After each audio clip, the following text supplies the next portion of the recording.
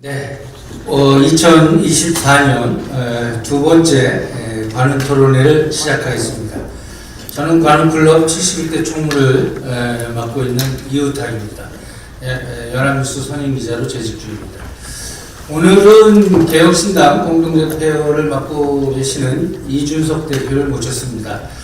여러분들 당초 고지해드린 내용에는 오늘 원래 이낙연 그 당시에는 새로운 비례대표 초청 간담회 일정을 잡았었는데 아시다시피 설날 연휴 직전에 통합 선언이 있었습니다. 그래서 당에서 상의해서 우리 이준석 대표 토론 일정으로 정리가 됐습니다. 그 사정을 말씀드리고요. 우리 한국 정치에서 이른바 제3지대의 그 몸부림, 그 역사를 잘 알고 계실 겁니다. 당연히 이번 총선에서 어떤 결과가 나올지 그런 관심을 갖고 지켜보고 있습니다. 개혁신당 출범 열흘도 안 됐는데 여러 얘기가 나오고 있습니다. 기대 섞인 얘기도 있지만 내용도 상당한 것 같습니다. 예산 내용도 있고 좀 다소 새로운 내용도 있습니다. 저희들은 그곳에서 어떤 에너지, 그 다음에 어떤 작용, 반작용 이런 것들을 잘 살펴보려 합니다. 관훈클럽은 여러분 아시다시피 한국 언론에서 가장 역사가 오래됐고 중립과 독립성을 기반으로 하는 중견 언론인 모임입니다. 냉철한 잣대로 살펴보겠습니다. 여러분도 각자 여러 생각이 계시겠지만 오늘 이 자리에서 잘 살펴보시고 판단해 보시기 바랍니다. 우선 초청해 주신 이준석 대표께 감사드립니다. 환영의 박수 부탁드리겠습니다. 네, 우리 이준석 대표님 정치권에서 잘 알려진 분입니다. 지난 10여 년간 여러 많은 얘기로 엮여 있는 분입니다. 우선 이 대표님 보내주신 양력을 보시면 당장 눈에 띄는 것이 1985년생이시고 과학고등학교 하버드대 졸업, 2011년 새누리당 비대위원, 바른미래당 최고위원, 2021년 국민의힘 당대표 그리고 대선을 거쳐서 집권여당의 당대표를 하고 지내시다가 지금 현재는 개혁신당 공동대표입니다. 경력이 화려합니다. 어떤 말씀해 주실지 벌써부터 관심입니다. 그러면 오늘 패널로 참석한 분들 소개하겠습니다. 저를 기준으로 오른쪽부터 소개 말씀 올리겠습니다. 우리 정효식 중앙일보 사회부장입니다. 김미경 서울신문 문화체육부장입니다. 정하섭 SBS 논설위원입니다. 김평훈 세계일보 외교부 부장입니다. 자, 먼저 이 대표님 기존 말씀 듣고 곧바로 토론에 들어가도록 하겠습니다. 예, 우선 이우탁 총무님이야 모든 관훈클럽 관계자분들께 이런 좋은 기회를 마련해 주신 것에 감사의 뜻을 밝히겠습니다. 제가 3년 전에 관훈클럽 토론에 왔을 때 영상을 어제 틀었다가 1분만 보고 껐습니다. 그때 과거가 다시 떠오르면서 오늘 완전히 다른 관점에서 또 이제 정치를 풀어나가려고 하니 다소간의 두려움과 또 때로는 설렘이 있습니다. 잘 해보도록 하겠습니다. 예, 국민의힘 대표로서 이 자리에서 대선 승리를 향한 포부를 드러낸 지가 3년이 다 되어갑니다. 다시 이 자리에 앉고 보니까 지난 3년은 저 개인에게는 참으로 롤러코스터와 같은 시기였습니다. 더 안타까운 것은 그 3년이라는 시간이 대한민국에는 꾸준한 내리막길이 되었던 것이 아닌가라는 생각이 듭니다. 정권 3년 차에 접어들었지만은 왜 우리는 윤석열 정부의 외교, 대북, 경제, 교육 정책에 대해서 쉽게 설명해내지 못하고 있습니까? 정책이나 비전 경쟁보다는 상대방을 악당으로 만들어서 선거에서 이겨보려는 가장 비생산적인 형태의 정치가 벌어지고 있습니다. 다가오는 총선에서도 양대 정당이 상대를 최악의 악당으로 만들면 선거에서 일정한 결과를 낼 수 있을지도 모릅니다. 하지만 우리가 읽어야 하고 그리고 다음 세대가 살아갈 대한민국의 국민은 깊어질 것입니다. 개혁신당이 태동하면서 저희는 몇 가지 대한민국의 위기를 열거했습니다. 특히 저출산 고령화 사회로의 변모 속에서 나타나는 여러 가지 문제들을 지적했습니다. 지하철 운송 적자가 대중교통 체계를 유지하기 어려울 정도로 커지는 현실을 이야기했고 65만 명의 군 병력이 벌써 48만 명까지 줄어버린 군 병력 부족 사태를 짚었습니다.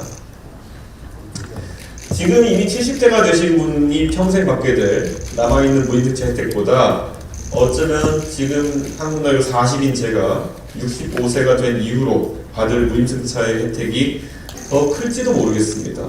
하지만 제가 가진 미래의 더 큰 혜택을 포기해서라도 이미 작년에 1250원이었던 지하철 기본요금이 1400원이 벌써 되었고 올해 7월에 다시 1550원으로 인상되는 그런 고리를 끊어내야 한다는 생각이 들었습니다. 그리고 징집 가능 인구가 줄어들어서 병력 부족 사태가 발생할 것은 이미 20년 전에 예고되었습니다. 그럼에도 불구하고 정치권이 표 떨어질까봐 아무런 대책을 세우지 않았습니다. 그래서 작년 12월 경부청에서 키 174cm의 모국에 121kg인 자원까지도 현역으로 군복무를 시키겠다고 발표했을 때 안보를 목숨처럼 여긴다는 보수 정권도 정작 용기 있는 변화를 불러오지 못했다는 것에 자괴감이 많이 들었습니다. 개혁신당이 대한민국이 당면한 위기들을 수면 위로 끌어올리는 그런 역할을 하고자 합니다. 다른 정당들은 두려워서 하지 못하는 것들을 하다 보면은 우리가 모난 돌처럼 정을 맞아 깨어지고 부러지기도 하겠지만은 윤석열 대통령과 이재명 대표가 벌이는 무의미한 악당 경쟁과 다르게 미래 주면 정책 화두를 가지고 당당하게 생산적인 정치를 하고자 합니다. 개혁의 화두를 하나하나 끌어올릴 때마다 이것이 갈라치기 아니냐고 혐오 조장 아니냐고 비판받기도 합니다. 하지만 굳건하게 맞서고자 합니다. 원래 정책이라는 것은 우리가 조정할 때마다 수혜자와 비수혜자가 갈릴 수밖에 없고 다만 그 갈리는 기준이 합리적이냐에 따라 가지고 정당화될 뿐입니다. 이미 젊은 세대에게 갈라치기와 혐오 조장이라는 반박은 상투화된 반개혁의 논리로 인식되어 가고 있습니다. 자신들의 미래가 뒷짐지고 정치적 올바름을 추구하는 갓쓰고 도포들은 새님들에게 결정되기를 바라지 않습니다. 산업화의 영광과 민주화의 자부심에 너무 강렬한 지배를 받는 앞세대가 이미 산업화와 민주화가 완료된 선진국에서 태어난 미래 세대의 절박함과 문화, 과제에 공감해줄 때 우리 사회는 더욱 성공적인 개혁을 엿거낼 수 있습니다. 개혁신당이 바로 그 길에 앞장서고자 창당을 했습니다. 가슴이 뜁니다. 처음 시작하는 개혁신당의 박동은 두려움과 절박함의 박동이 혼재되어 있습니다. 두려움에 불안정하게 뛰는 박동이 더 힘차고 규칙적인 희망의 박동으로 바뀌어가는 계기가 이번 총선이 되었으면 합니다.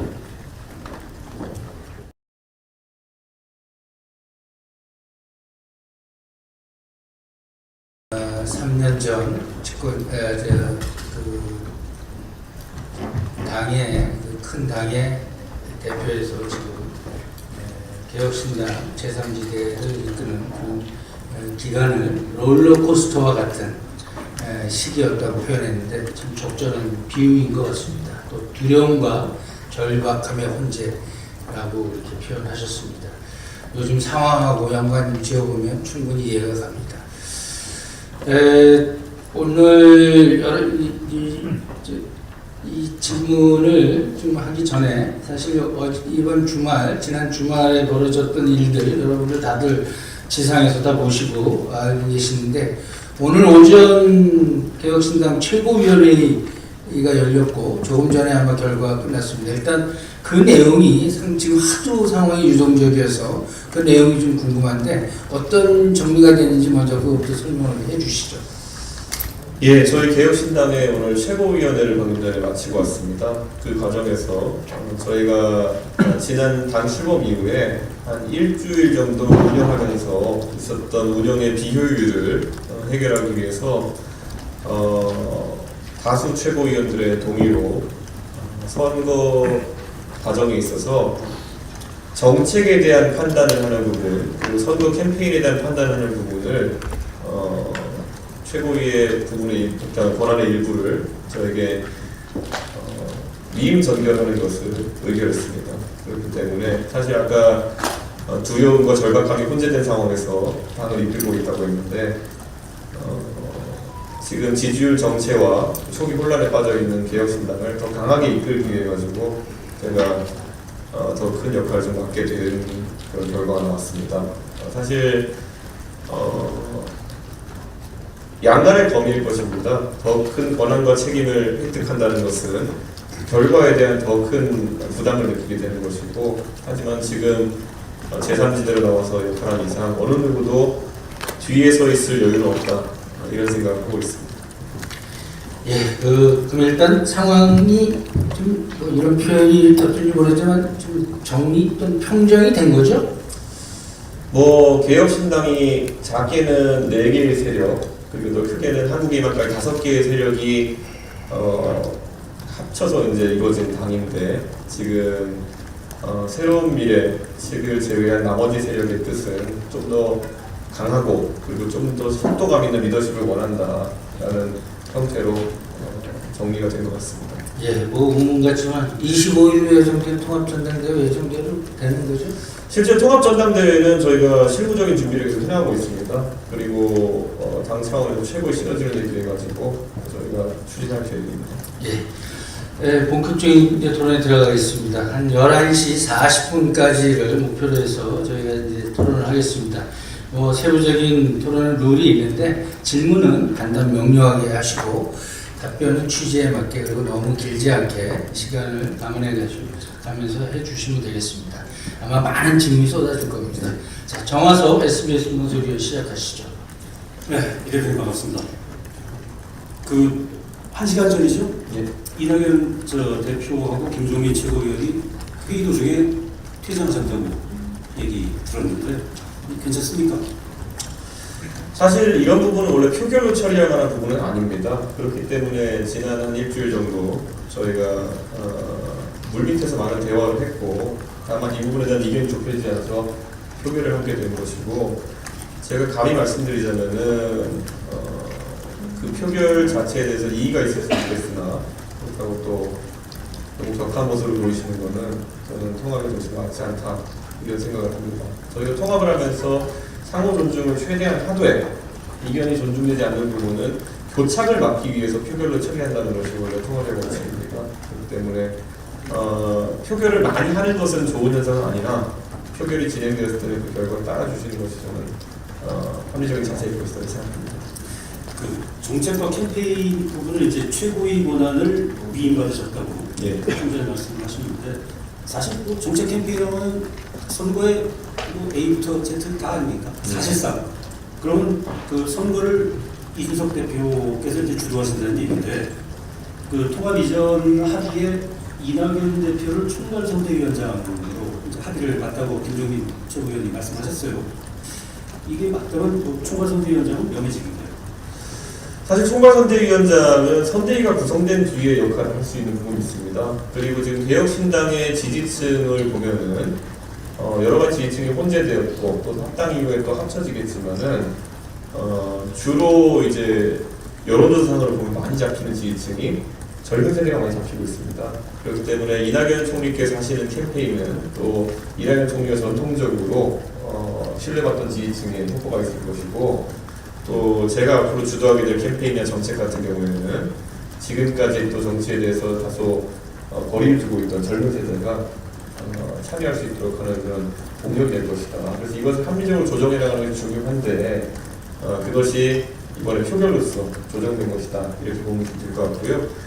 정책에 대해서는 솔직히 말하면은 이낙연 총리께서는 국가를 통할하는 총리 의지까지 지니신 분이기 때문에 또 굉장히 신중하시고 또 완결성을 추구하시는 측면이 있었습니다. 그래서 저희가 속도감은 다소 희생될 수밖에 없는 상황이었는데, 이번 표결의 취지는 속도감과 의외성을 좀 살리자는 그런 취지로 상호 보완적으로 선택된 것이지, 제가 어떤 권한을 전결 위임 받았다고 해가지고 이낙연 총리의 의사를 무시하고 전격적으로 뭐 추진할 수는 없다. 그런 점 명확히 밝히겠습니다.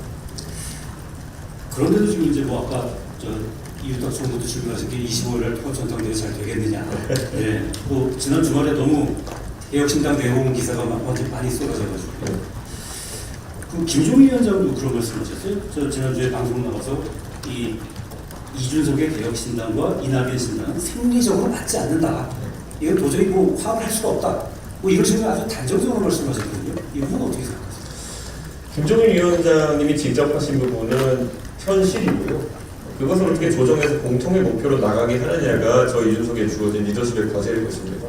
우리가 제가 몇 번이나 인용했지만은 자꾸 하신 노회찬 의원님께서 하셨던 말씀 중에 아무리 평소에 한국과 일본이 이견이 있고 다툰다 하더라도 외계인이 쳐들어오면은 힘을 합쳐서 대응해야 되지 않겠느냐라는 취지로 말씀하신 바가 있습니다. 저는 아까 제가 열거했던 대한민국의 위기라고 하는 것들은 저와 이낙연 총리님 그리고 제 세력 간의 다소간의 다른 보다도 훨씬 중차대한 과제라고 생각합니다. 그렇기 때문에 그에 대한 아이디어를 모아야 되는 것이고 저는 그 부분을 조정하는 것이 제가 이건 도전받는 능력이다. 그리고 많은 분들이 관심 갖고 지켜보실 부분이다. 이렇게 생각합니다. 그래서 사실 국민의힘이라는 당의 대표를 하면서도 저는 사실 굉장히 넓은 스펙트럼을 조정해야 되는 역할을 맡았었습니다. 사실 국민의힘 내에도 보면은 굳이 따지자면은 과거에 학생운동이라는 걸 열심히 하셨던 분들, 통일운동 하셨던 분들부터 또 아주 우파적인 운동 하셨던 분들까지 다양하지만은 결국엔 정권교체라는 공통의 목표 하에서 큰 성과를 냈던 적이 있습니다. 그런 리더십을 발휘하고 있습니다. 그 넓은 스펙트럼 지금 말씀하셨잖아요. 네. 어떻게 보면 뭐 중도층 유권자를 타겟으로 하는 신당의 입장에서 뭐 필연적이고 아주 숙명적일 수밖에 없을 것 같긴 한데 이게 사실 실험대로 뭐 이준석을 지지하는 유권자들은 이준석을 봐주세요. 이낙연을 지지하는 유권자들은 이낙연을 봐주세요.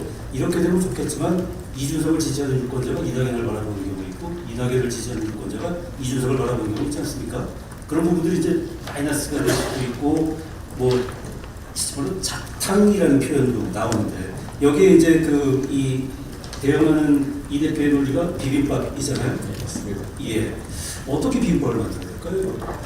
사실 이런 겁니다. 결국엔 우리가 정책에 있어서 중도라는 시도를 할 때 여러 가지 시도가 있었습니다. 과거에 보면은 급중주의라는 형태로 중도에 개념을 실현하려고 하셨던 시도도 있었고요. 근데 그 시도는 결과적으로 많은 판단을 유예하는 방식으로 이루어졌던 그런 경험이 있습니다. 그런데 지금 개혁신당이 시도하는 방식으로는 결국엔 비빔밥이라는 건 고유의 색깔과 식감을 유지하면서 재료들이 밥 위에 올라가야 되는 것이기 때문에 최대한 합리적인 토론 과정을 통해서 이제 옳은 선택들을 해야 되는 것이다.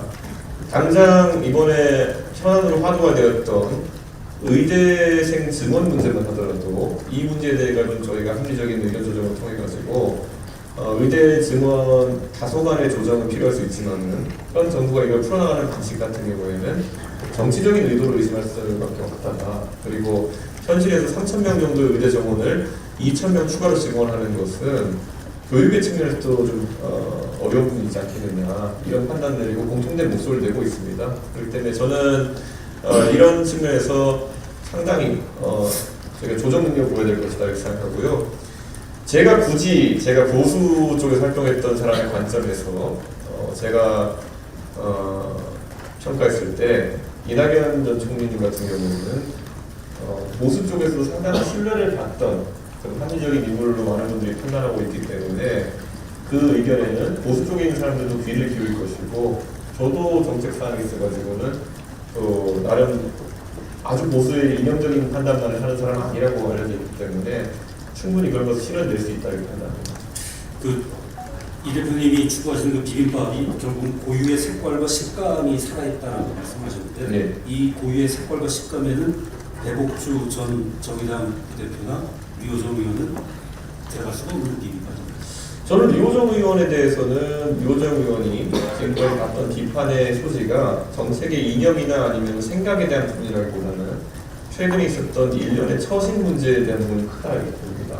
그 부분에 대해서는 저도 류호정 의원에 대한 지적을 하자면은 제3의 지대로 나서기로 결심한 이는 좀 더 전격적인 행보를 했어야 된다 이런 지적을 할 수 있겠습니다만은 류호정 의원이 가지고 있는 그런 생각들이 개혁신당에서 주류적인 생각이 되기 어렵습니다.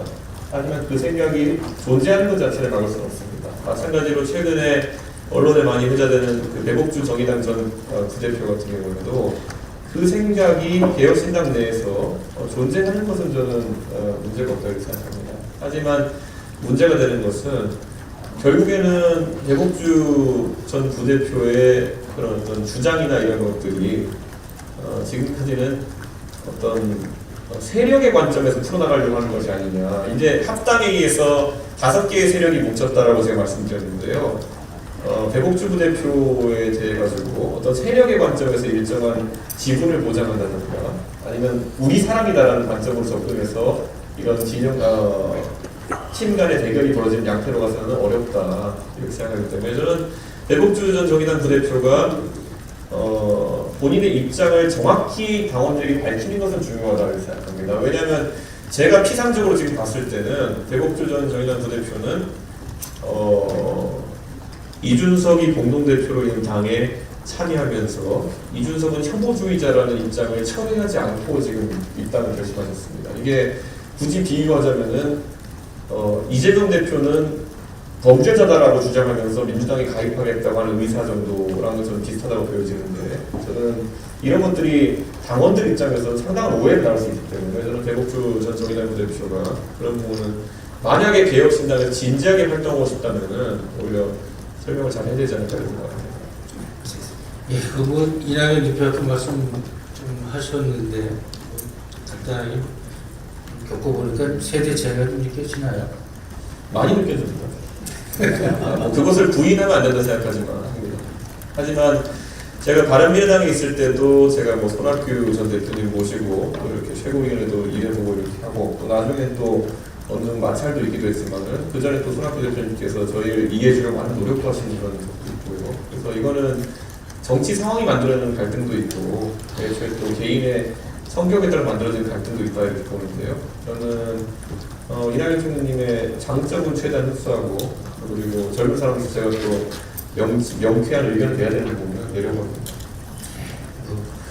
정의식 부장 질문해 주시죠. 예, 이 대표님 류호정 의원에 대해서는 언급을 좀 하셨는데 이게 사실은 이 지금 갈등이 번져서 결국은 개혁신당의 두 공동대표 두 분의 당권 갈등처럼 지금 비화가 됐다는 말입니다. 저희들이 보기에는. 근데 처음은 시작은 류호정 전 의원의 개혁신당 합류를 놓고 지금 기존 개혁신당의 청년 남성 당원들이 집단 탈당하면서 사실 그 부분을 수습하시는 과정에서 결국은 이낙연 대표와 두 분 수뇌부가 당권을 놓고 일합을 겨룬 결과가 됐는데 저 거꾸로 여쭤보면 저 생각이 다른 사람들 차이를 윤광호처럼 녹여내고 원팀으로 총선을 치러낼 때 원내 3당으로 성공할 수 있느냐 이게 결국은 지금 법정 대표이신 대표님께 달렸다 이렇게 저는 생각하는데 이게 처음 기조연설에서 말씀하셨지만 이 갈라치기 위반 여전히 류호정 전 의원이 갖고 있는 페미니즘 노선의 사람들 혹은 2030 여성 유권자들 그런 여전히 한국 사회에서 차별받고 있다고 생각하는데 그 부분에 대해서 젠더 갈등에 대해서 대표님 생각을 갖는다는 거 얘기해 주시죠. 저는 젠더 갈등에 대해 가지고는 항상 명시적으로 얘기하는 것이 젠더 갈등에 있어서 제가 안티 페미니스트의 대표다라고 되어 있는 것은 과거에 2017년, 18년경에 그때 많은 범죄 상황이 있어가지고 그것이 젠더 갈등으로 격상되는 과정 속에서 무리수가 많았기 때문에 그걸 지적하는 과정에서 제가 페미니스트 아젠다에 대해서 반대 의견을 갖고 있다라는 그런 인식을 많이 사람들이 갖게 된 것 같습니다. 이런 겁니다. 여권을 신장시킨다라는 논리는 보편적인 인권을 신장시키는 논리와 크게 다르지 않아 보입니다. 그런데 그것을 구현하는 방식이 있어가지고 지금 아마 젊은 20대 남성들이나 30대 남성들이 반응하는 지점은 남성을 잠재적 가해자로 본다는 그런 어떤 시각이라든지 양성평등교육이라고 하면서 사실 굉장히 좀 문제가 될 수 있는 소지의 교육을 강제한다든지 하는 것들에 있어서, 그리고 또 할당제나 이런 것을 적용하는 과정에서 여러 가지 오히려 인구구조보다도 왜곡된 형태의 결과가 나오는 것들에 대해 가지고 제도적인 지적을 하는 것이다 이렇게 생각합니다. 그리고 저도 제 개인적인 발언을 다 찾아보시면은 그런 제도적인 부분에 대한 지적 외에는 한가가 없습니다. 예를 들어 그래서 대한민국에서 이제 사회적인 논쟁이 많이 활성화되지 않았기 때문에 혐오와 갈라치기라는 용어를 굉장히 낙인찍기용으로 많이 사용하는 경우가 있습니다. 예전에 통일에 대해 가지고 조금 다른 관점을 가지고 있는 사람을 빨갱이라고 낙인찍던 시절, 그 뒤에 조금 더 용어가 순화되어서 종북이라고 낙인찍던 시절이 있었습니다. 통일에 대한 관점이 다르면은 종북이 되어야 되는 시절, 그건 저는 대한민국에 있어가지고 굉장히 암흑기였다 생각하고요. 저는 이렇게 생각합니다. 혐오라는 표현은 제가 미국에서 대학에서 다니면서 혐오는 이렇게 정의되어 있습니다. 제가 누군가를 싸잡아가지고 그 사람의 특성 때문에 그를 미워하게 되면 저는 그런 특성에 대한 혐오를 하는 것입니다. 예를 들어 누가 여성이기 때문에 여자가 무슨 정치에서 말을 해. 예전에 그런 식의 혐오를 하는 사람도 있었습니다. 그런 건 여성이기만 하면은 발동되는 것이 혐오지만은 어떤 여성인 사람이 어떤 행동을 하는 것을 비판하는 것은 혐오가 되지 못합니다. 지금 최근에 전장현과 관련해서 대입하면요, 저는 전장현의 시위 양태를 비판한 것이지 난 장애인이 싫어라고 한 것이 아닙니다. 그런데 이거는 앞으로 언론인들께서도 정확히 구분해 주셔야 되는 것이, 장애인을 싸잡아서 비난하는 것은 혐오의 범주에 들어가겠지만은 전장현이라는 단체가 자신들의 주장을 관철시키기 위해서 다른 사람들의 자유를 침해하는 것은 비판의 대상이 될 수 있습니다. 그런데 이 차이를 구분하지 않고 오히려 지금까지 소수자성을 가진 사람들이 자신들의 행동에 대한 비판을 받으면은 너 나 장애인이라서 혐오하는 거지, 이렇게 나오는 것은 오히려 굉장히 잘못된 논리의 접근 방식이라고 저는 생각합니다. 그래서 이런 부분은 저는 엄격하게 분리해서 대응을 하겠다라는 말씀을 드리고, 저는 개인적으로 떳떳하게 지금까지 그런 혐오에 있어서 문제가 될 만한 소지의 발언을 한 바, 또는 행동을 한 바는 없다, 이렇게 말씀드리겠습니다. 그 부분에 일정 정도 공감이 가는데, 네. 거꾸로 류호정 전 의원의 경우에도 지금 개혁신당 합류 이후에 이준석 대표와 그런 부분에 열린 얘기를 하고 싶다고 충분히 밝히고 있고, 본인 역시 자유주의 대중정당 말씀하신 그 취지에서 충분히 정책적인 토론을 할 수 있다. 특히 개혁신당 합류 이전에 여성 징병제도 검토할 수 있고 논의할 수 있다는 입장까지 밝혔는데, 당 주류가 될 수 없다 이렇게 먼저 선부터 긋는 거는 또 어떻게 보면 너무 대표님이 또 좀 배타적인 당 대표로서 배타적 자세를 또 보이시는 게 아닌가 또 질문드리고 싶습니다. 제가 당주류가 될 수 없다보다 당주류가 되게 어려울 것이다라고 이제 전망을 해주신데요. 왜냐면은 이게 제가 뭐 올바른 비유인지 모르겠지만은 아까 제가 보수 정당에도 이질적인 생각을 가지고 계시다가 전향해 보신 분들이 있다고 말씀드렸잖아요. 그런데 그 안에서 굳이 열거하자면은 과거 통일운동 하시던 분들이나 이런 분들, 예를 들어 하태경 의원이나 김문식 교수 같은 분들이 전향하셨을 때 그 전향은 굉장히 급격한 전향이었을 겁니다. 스펙트럼의 변화를 보면은. 그리고 그분들이 뭐 국회의원도 지내시고 당협위원장도 하시고 하지만은 그분들의 그런 전향 이후의 시각이라는 것이 단순간에 그러면 또 아주 주류적인 시각으로 도약할 수 있었느냐 그러면은 그건 아닙니다. 김민식 교수님도 본인의 전향에 관한 책도 쓰시고, 그리고 하태경 의원도 본인이 전향하게 된 계기, 뭐 통일운동 하던 시기에 비해서 3대 세습을 보고 나는 생각이 완전히 바뀌었다는 이런 과정을 꾸준히 밝히시고 이제야 주요한 활동을 하시게 된 것입니다. 저는 그래서 물론 통합신당은 조금 더 그것이 열려 있겠지만은 저는 류호정 의원의 생각, 류호정 의원이 최근까지 정치인으로서 활동하던 기간에 비하면은 아까 언급하셨던 여성 징병제나 조금 색다른 의견을 내긴 기간이 매우 적습니다. 매우 짧습니다. 그렇기 때문에 단숨에 주류적인 시각으로 도약하기는 어려울 것이다라는 취지인 것이고, 저는 류호정 의원이나 배복주 전 정의당 부대표의 생각이 주류로 언젠가 도약할 것에 대한 그런 가능성 자체를 부정하지 않고요. 다만 배복주 전 부대표 같은 경우에는 본인이 꾸준히 활동하면서 형성해왔던 세력들이 개혁신당 합류에 대해서 굉장히 이해하지 못하는 모양새를 보이고 있더라고요. 그런 부분은 뭐 개인이 해소해야 될 부분이 제가 물리적으로 막을 수 있는 부분은 아니다고 말씀드립니다.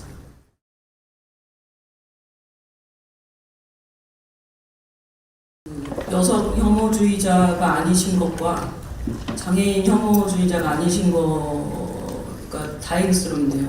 얘기를 들어보니까.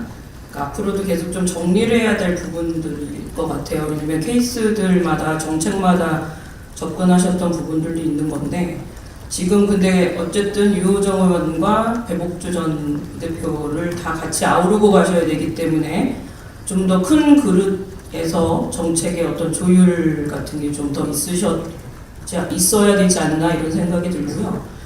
배복주 의원 그러니까 부대표 건을 좀 더 여쭤보면은 저는 아침마다 이 전장련 분들하고 지하철을 같이 타고 다니는 입장인데 전장련이 뭐 불법 시위이기 때문에 지적을 받고 있잖아요. 근데 전장련 거는 그럼 정치권의 책임이 없느냐? 그건 아니라고 봅니다. 전장련 건을 그럼 어떻게 풀어야 되는지에 대한 보관이 있으신지 그리고 배복주 전 부대표는 혹시 뭐 출당까지 생각하시는 건데 지금 어디까지 속으로 염두를 해두시고 있나요? 뭐 사과를 하면 되는 건지 아니면 어쨌든 비례대표 불출마 이런 쪽으로 지금 얘기하고 계시거든요. 배복주 전 부대표 건은 어떻게 좀 해결을 해 나가실 건지 여쭙겠습니다. 자, 역설적으로 전장현이라는 단체가 보시면은 지금까지 20여 년 가까이 활동을 해오면서 본인들 주장을 해왔습니다. 그리고 많은 분들이 이동권에 대해 가지고 전장현이라는 단체가 계속 주장을 해오고 말 그대로 지하철을 탈 권리를 위해서 그런 시위를 이어가고 있다고 알고 계십니다. 그리고 실제로 그 주장도 들어있습니다. 하지만 전장현이라는 단체를 만나서 저는 주요 정당 대표로는 최초로 JTBC에서 제가 2시간에 걸쳐가지고 전장현 대표와 토론을 했고 각 영상이 100만 조회수가 넘는 그런 관심을 받았습니다. 지금까지 저희는 솔직해져야 됩니다. 대한민국의 장애인 문제가 여기까지 오게 되는 것은 각 정당에서 장애인 문제에 대해서 장애인 비례대표 한 자리 정도 던져주고 그 사람이 알아서 하게 하면 되지 이렇게 나왔기 때문에 이 문제가 지속되어 온 것입니다. 어느 정당 대표가 장애인 단체 대표와 만나가지고 진지한 토론을 하고 그 안에서 의견의 통일을 이뤄내려고 했겠습니까? 저는 전장현이 그런 과격한 시위 방식을 채택한 것도 지금까지 정치인들이 늘 만나주면서 한번 웃고 사진 찍고 돌려보내고 그 다음에 한 1년 동안 연락 끊고 이런 걸 반복해왔기 때문에 그랬을 것이라는 것을 잘 알고 있습니다. 그런데 그러면은 제가 낸 해법이라고 하는 것은 전장현이 시민 안전과 시민의 통행 자체를 막는 방식이 아니라 그 시위를 풀면은 제가 방송 토론으로 전장현과 토론하겠다는 주장을 했고 그것이 받아들여져서 저희가 실제 진행하게 된 것입니다. 이준석의 방법이 더 문명적인지 아니면 지금까지 웃고 무릎 꿇고 들어준 척 하면서 정책의 어느 것 하나도 수면 위로 올라오지 못하게 했던 정치권이 옳은 것인지는 냉정하게 봐야 됩니다. 그리고 지금까지 언론은 이준석이 전장현이 불법 시위를 중단하라고 한 그것을 단순히 장애인 혐오다라고 몰았던 그 투박함에서 벗어나야 된다. 이렇게 생각합니다. 전장현이 투쟁해야 되는 방식, 만약에 국회를 점거했다고 한다면은 저는 다른 이해를 보였을 것입니다. 하지만 4호선을 매일 타는 140만 명의 시민들이 전장현에 문제 있어가지고 결정권을 행사할 수 있는 위치가 아닙니다. 그런데 그렇게 행동할 수밖에 없었던 부분, 당연히 여당 대표로 지적할 수밖에 없었고 저는 그 부분에 대해서는 전장현과 언제 만난다 하더라도 비슷한 지적을 할 것입니다. 그래서 저는 지금도 개혁신당의 대표로서도 마찬가지입니다. 얼마 전에 저희가 수서역에서 비성인사를 진행할 때 박경석 대표께서 전장현 대표 오셔서 저에게 정책 제안서를 전달해 주시고 그래서 저는 즉석에서 간담회를 제안해서 저희가 또 오랜만에 또 정책 관련 소통을 한 바가 있습니다. 저는 이렇게 제가 박경석 대표에게 농담으로 이렇게 말씀드렸습니다. 대표님 그래도 이준석이가 있을 때가 훨씬 편했죠? 제가 조롱하고자 하는 의도가 전혀 안 했습니다. 전장현의 정책 주장이 언론에 부각이 되고 수면 위로 올라와가지고 저희가 합치점을 찾기 위해서 토론하고 그래서 윤석열 후보의 대선 공약 속에 광역버스와 시외버스까지도 휠체어가 탑승할 수 있도록 하자라는 저희 공약이 들어가게 된 것은 소통의 결과이고 저희의 고민의 결과인 것인데 이것을 갈등 구조만 보려고 하는 그런 상황 속에서 저는 문제가 해결되는 속도가 더 더뎌졌다고 생각합니다. 저는 한국학의 호사입니다. 혐오 낙인 찍기와 갈라치기 낙인 찍기라는 것이 얼마나 비효율적이고 비생산적이며 비문명적인지에 대해서는 저희가 한번 생각해봐야 할 필요가 있다. 왜 통일에 대한 관점이 조금만 다르면은 종군이냐고 낙인 찍고 그 반대로 또 꼴통이라 낙인 찍던 그 모습에서 우리가 벗어나지 못하는 것인지 제가 한번 반문하고 싶습니다. 네, 우리 김태훈 부장 질문하기 전에 지금 이제 여기 플로어에 많은 선배님들 계시고 한데 혹시 질문하실 거 계시면 나중에 우리 사무국장께 전달해 주시면 제가 나중에 대신 질문해 드리겠습니다. 혐오와 갈라치기, 낙인 찍기 이 부분에 아주 상당히 임팩트가 있는데 아마 이 대표를 향해서도 이런 질문들이 아마 가해질 것으로 생각합니다. 좀 이따 다시 질문하기로 하고요. 김태훈 부장 질문하시죠. 예, 저는 좀 관심이 가는 여론조사에 관해서 좀 여쭤보겠습니다. 그 어제 오늘 나온 여론조사의 정당 지지도를 보니까 그 개혁신당이 좀 낮게 나왔더라고요. 6%가 조금 넘는 수준인데요. 또 지난 4일 지난 금요일 같으면 또 4%가 나왔습니다. 지금 총선이 이제 50여일밖에 안 남았는데 좀 지지율이 너무 낮은 건 아닌지 좀 말씀 좀 들려주십시오. 상당히 위기감을 가지고 개혁신당은 지지율을 들여다보고 있습니다. 사실 제3당이 여러 가지 모델이 있지만은 과거 정주영 국민당 시도, 그리고 안철수 국민의당 시도, 그리고 김종필 자민련 시도, 이 정도가 아마 유의미한 3당의 의석이 만들어진 그런 시도들일 것입니다. 다들 어느 정도의 지역 기반성이 있었고, 정주영 회장님 같은 경우에는 지역 기반성을 넘어선 대중성이 있었다 이렇게 생각합니다. 그런 요소가 없는 개혁신당이 과연 도약할 수 있을 거냐에 대한 궁금증을 다들 갖고 계십니다. 그런데 개혁신당이 갖고 있는 기반이 있다고 하면은 아마 세대적 기반일 것입니다. 개혁신당이 다루겠다고 하는 주제가 이재명과 윤석열 중에 누가 더 나쁘냐의 논제를 벗어나서 젊은 세대가 관심 가지고 내 삶에 변화를 줄 것이라고 생각한 주제들을 다루는 것이 저희의 시도의 골자인데 아직까지 이 부분이 많이 노출이 안 되고 있습니다. 우리가 개혁신당 단독으로 존재했을 때는 잘 아시는 것처럼 논쟁적이지만은 미래에 관련된 주제들을 많이 다룰 수 있었는데 합당 선언 이후에 일주일간 이런 자동이 많이 보도된 것에 대해서 제가 개혁신당의 공동대표로서 국민들께 그리고 또 저희 지지층께 심심한 사과와 함께 유감표명을 하겠습니다.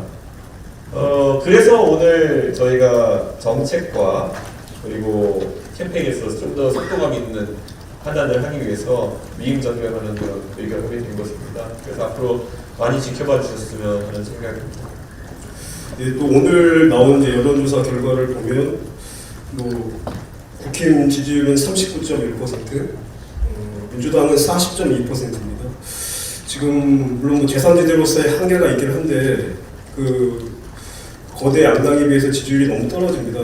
이래가지고 3자 구도로 갈 수 있을까 하는 그런 좀 의문도 드는데 어떻게 좀 카드가 있으십니까? 저는 아까 말씀드린 것처럼 결국 그 미래에 대한 저희 지향점들이 지지를 받는 것 외에는 방법이 없다. 저는 이런 생각을 합니다. 참 정치라는 것이 무책임한 것이 지금 양대 정당의 정치인들을 보면은 정책 현안에 대해 가지고 이미 많은 국민적 관심이 발생했는데도 그들의 대안을 밝히기를 주저하고 있습니다. 무임승차 문제에 대해 가지고 저희가 이야기했고 정말 많은 관심을 받았을 때 양당은 그들의 대안이 무엇인지를 밝히지 않았습니다. 네. 오히려 더불어민주당에서 서울시 교통본부장을 지내셨던 윤준병 의원님 같이 용기가 있는 분들은 개혁신당의 정책이 옳았다는 것을 개인적인 입장을 밝혀주셨습니다. 그런데 이런 문제를 저희가 해결하지 않으면은 저희가 그래서 길거리에 플래카드를 걸었습니다. 교통복지 재구조화 이거 하나 해결하지 못한다면 이거 저희가 제안한 것이 1조 2천억 정도 바우처를 제공하는 방식으로 하자는 겁니다. 1조 2천억 원 정도의 재구조화도 저희가 풀어내지 못한다면은 어떻게 연금개혁 같은 것을 건드릴 수 있겠느냐라는 말을 저희가 했습니다. 저는 국민들께서 알아주셔야 된다 봅니다. 지금 많은 정치인들 나와서 뭐 종편 방송에서 나와서 연금 개혁을 해야 된다, 무슨 대단한 사회구조 개혁을 해야 된다 이런 이야기를 하지만은 이런 교통복지 재구조화 1조 2천억짜리에 대해서도 표 떨어질 거만 말 못하는 사람들이 어떻게 앞으로 대한민국의 개혁을 이끌어 나가겠느냐. 프랑스의 마크롱 같은 경우에는 연금 개혁 같은 경우에 시위대가 프랑스를 뒤덮어도 할 말을 합니다. 그런데 윤석열 정부의 3대 개혁 보십시오. 노동개혁, 연금개혁, 뭐 교육개혁 다 어디가 있습니까 지금? 용두상이 아니겠습니까? 교육개혁이 어떻게 사교육 때려잡기입니까? 어떻게 인간 강사 때려잡기가 교육개혁일 수가 있겠습니까? 미래 인재를 어떻게 육성할지 이것에 대해 말하는 것이 교육개혁 아니겠습니까? 더 과감해져야 되지 않겠습니까? 저는 이 관점 자체가 국민들에게 받아들여지는 순간 얼마나 지금 정치판에 열거되어 있는 테이블 위에 올려놓은 사람들이 정말 국민을 우습게 알고 올려놓은 아젠다들인지 저는 국민들이 알게 될 것이고 그런 개혁신당이 표가 많이 올릴 것이라고 생각합니다. 예, 지금 뭐 질문 도중에 나온 여론조사 결과 언급은 우리 중앙 선거 여론조사 심의 홈페이지에 보면 자세한 내용이 있습니다. 정의식 먼저 좀 질문해 주시죠. 이 대표님께서 윤석열 정부의 교육개혁이 인간 때려잡기로 하고 있다라고 비판을 해주셨는데 결국 그 연장선이 지금 윤석열 대통령과 이재명 대표가 가장 최악의 비생산적인 정치를 하고 있다라는 악당 경쟁을 하고 그런 문제점으로 말씀하신 연장선 같은데 그러면 지금 제1야당의 가장 큰 문제점은 뭐라고 생각하십니까? 이재명 대표 민주당. 저는 이재명 대표 같은 경우는 제가 지방선거 때도 상대 선거 지휘관으로 만나서 제가 합을 겨뤄본 적이 있지만은 이재명 대표가 지금 하고자 하는 것이 본인의 리스크 관리에 더불어서 본인의 취약한 당내 세력을 확보하는 것 그 이상에 있다고 보지 않습니다. 아주 신랄한 비판이지만은 저희 개혁신당도 이제 야당의 길에 들어섰습니다. 그렇다면은 제1야당이 또 잘하는 부분에 대해서는 협조할 부분을 찾고 정책적으로 또 협력하면 협력해야 되는데 제1야당의 정책이나 아니면은 이런 지향점에 대해 가지고 눈을 씻고 봐도 저희가 동의할 만한 부분이 없는 그런 상황입니다. 싸움은 싸움답지 못하게 하고 있고 결국에는 정책은 정책답게 신선하지 못하고 저는 이 부분에 대해서는 저희가 제1야당에 대해서도 비판을 이어나가지 않을 수 없다 이런 관점을 가지고 있습니다. 제가 아까 기조관에서 말했듯이 대한민국의 비극이라고 하는 것은 우리가 대선이 이제 2년 정도 지났는데 대선 때도 이재명, 윤석열 두 분의 경제 공약이 무엇인지가 하나도 기억나지 않는다는 것이 있습니다. 예전에 이명박 대통령께서 대선을 나갔었던 시절에는 다 기억나지 않습니까? 747 공약 기억나고 박근혜 대통령의 경제 민주화 다 기억나지 않습니까? 근데 지금 시점에서 윤석열 대통령의 경제 공약을 한 문장으로 풀어보라면은 어느 누가 여당의 어느 누가 풀어낼 수 있겠으며 이재명 대표의 경제 철학을 풀어내라 그러면 누가 설명할 수 있겠습니까? 대선을 치는 분들이 늘어납니다. 저는 이 무정책 상태를 무아젠다 상태를 빨리 탈피해야 된다 이렇게 생각하고 오늘 이 자리에서 국민들께 간곡하게 호소합니다. 이재명이 나쁘냐 윤석열이 나쁘냐 거기에 약간 구체적으로 김건희 여사가 나쁘냐에 대한 논쟁을 중단해 주셨으면 합니다. 저희 개혁신당은 단호하게 주장하고 있습니다. 셋 다 나쁩니다. 이 무의미한 논쟁을 이어나갈 필요 없고 각자 사법적 책임을 져야 될 부분이 있다면은 그것은 법원과 검찰에서 아니면 공수처에서 해결될 문제이지 이게 정쟁의 사안이 되는 것 자체가 정치가 희화화되고 국민의 삶은 뒤천으로 밀려났다는 것을 의미한다. 이렇게 생각합니다. 명품백을 받은 사람이 있으면은 한동훈 장관에게 계속 물어봐야 됩니다. 당신이 그렇게 조선 제1검이라면 이 관훈클럽 자리에서도 질문이 들어왔지만 조선 제1검이라면은 그것은 뇌물인지 김영란법 위반인지 신고 의무가 있는 대통령께서는 어떻게 하셔야 되는지 그거 한번 물어보고 그 답변을 정치적으로 들은 뒤에는 더 이상 묻는 것도 저는 시간 낭비라는 생각을 합니다. 무의미한 쪽의 논쟁은 더 이상 그만하고 하자고 하셨는데 그러면 이 대표님은 그 명품백에 대해서 뭐라고 생각하십니까? 저는 그것은 범죄다라고 생각하고요. 예, 그것을 받는 것은 당연히 범죄라고 생각하고요. 그것의 대가가 무엇이 있었다고 한다면 더 큰 범죄라고 생각합니다. 예, 그리고 저는 한동훈 위원장이 자꾸 그것을 몰카 공작이라는 것에 힘을 주어 이야기하는데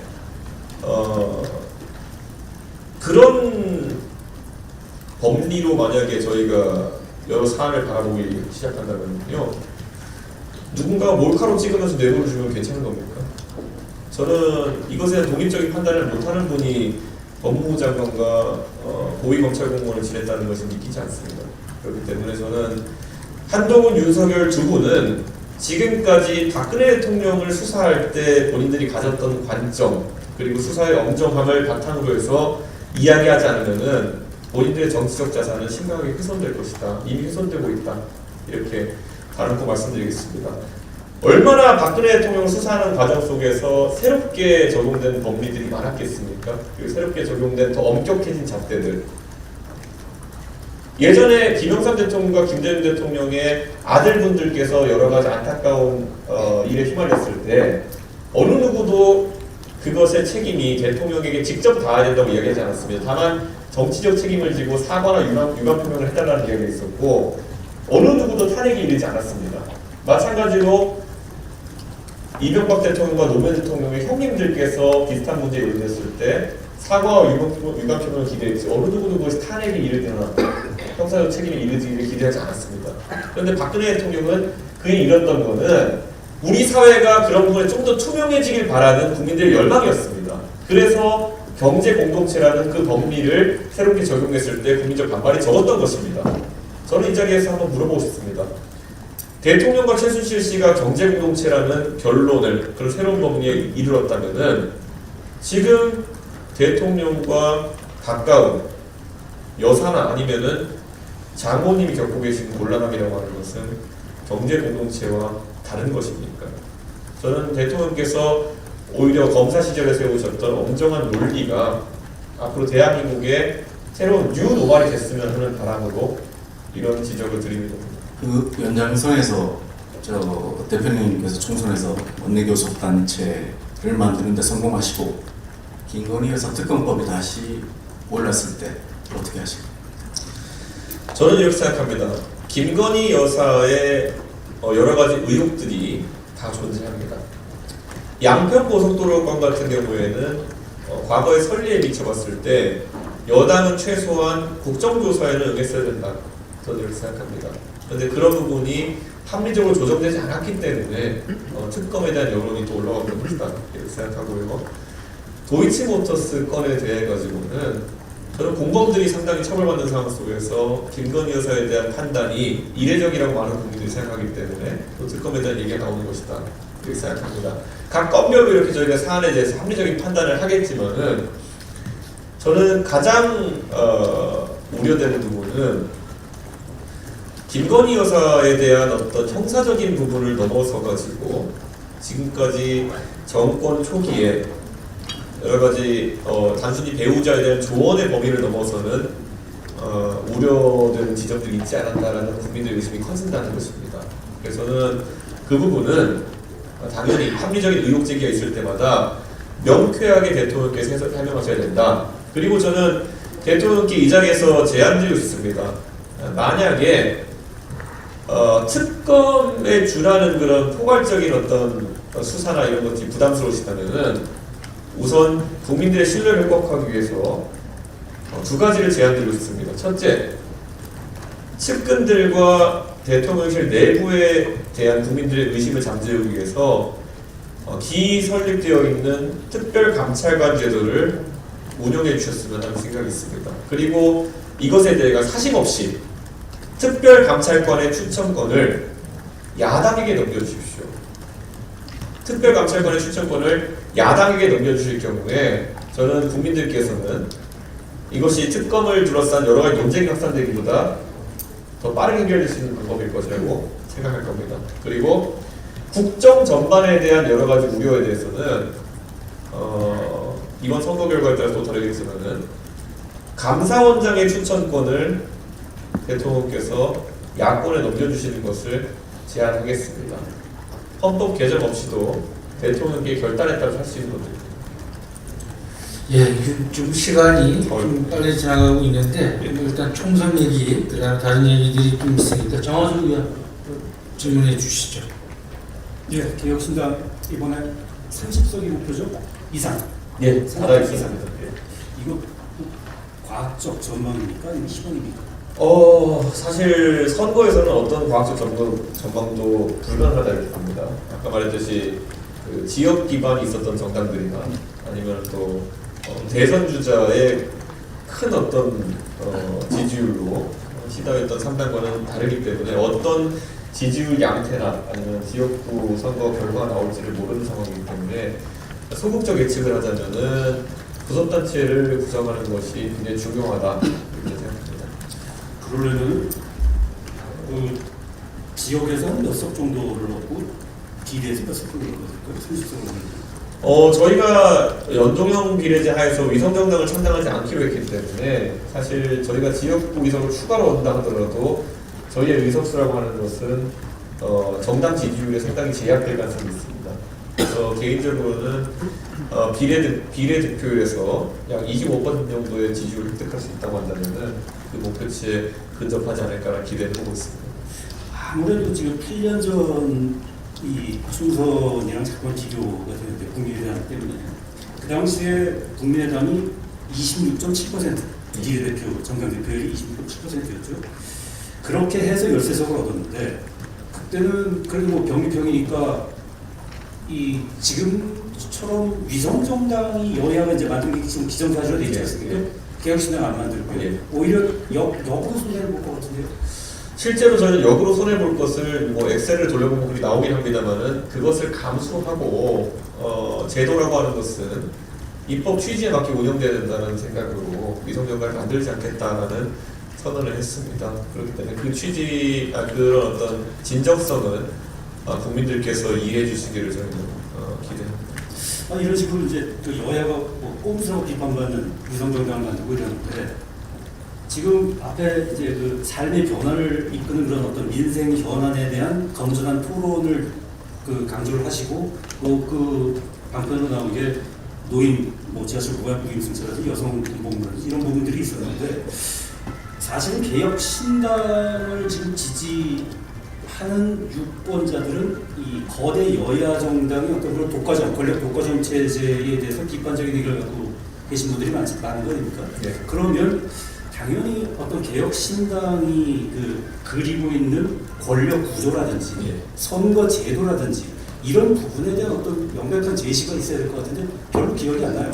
그 부분은 저희가 정치개혁안은 다 통합해서 저희가 한번 발표할 계획을 갖고 있습니다. 그리고 저희 내부적으로 여러 번 토의해본 결과 대부분 제3당의 어쨌든 지향점 중에서 결선투표제 도입에 대해 가지고는 저희가 상당히 이견이 적은 상황입니다. 대선을 말씀하시는 거죠? 사실 대선에 대한 결선투표제도 뭐 당연히 중요하고요. 하지만 저희는 당면에 오는 지방자치단체장 선거에서도 저희는 결선투표제가 충분히 가능하다 이런 생각을 하고 있습니다. 뭐 시군구의 장까지 저희가 결선투표제 할 수 없지만은 광역자치단체장 같은 경우에는 충분히 결선투표제를 해볼 만하다 이런 생각 가지고 있고요.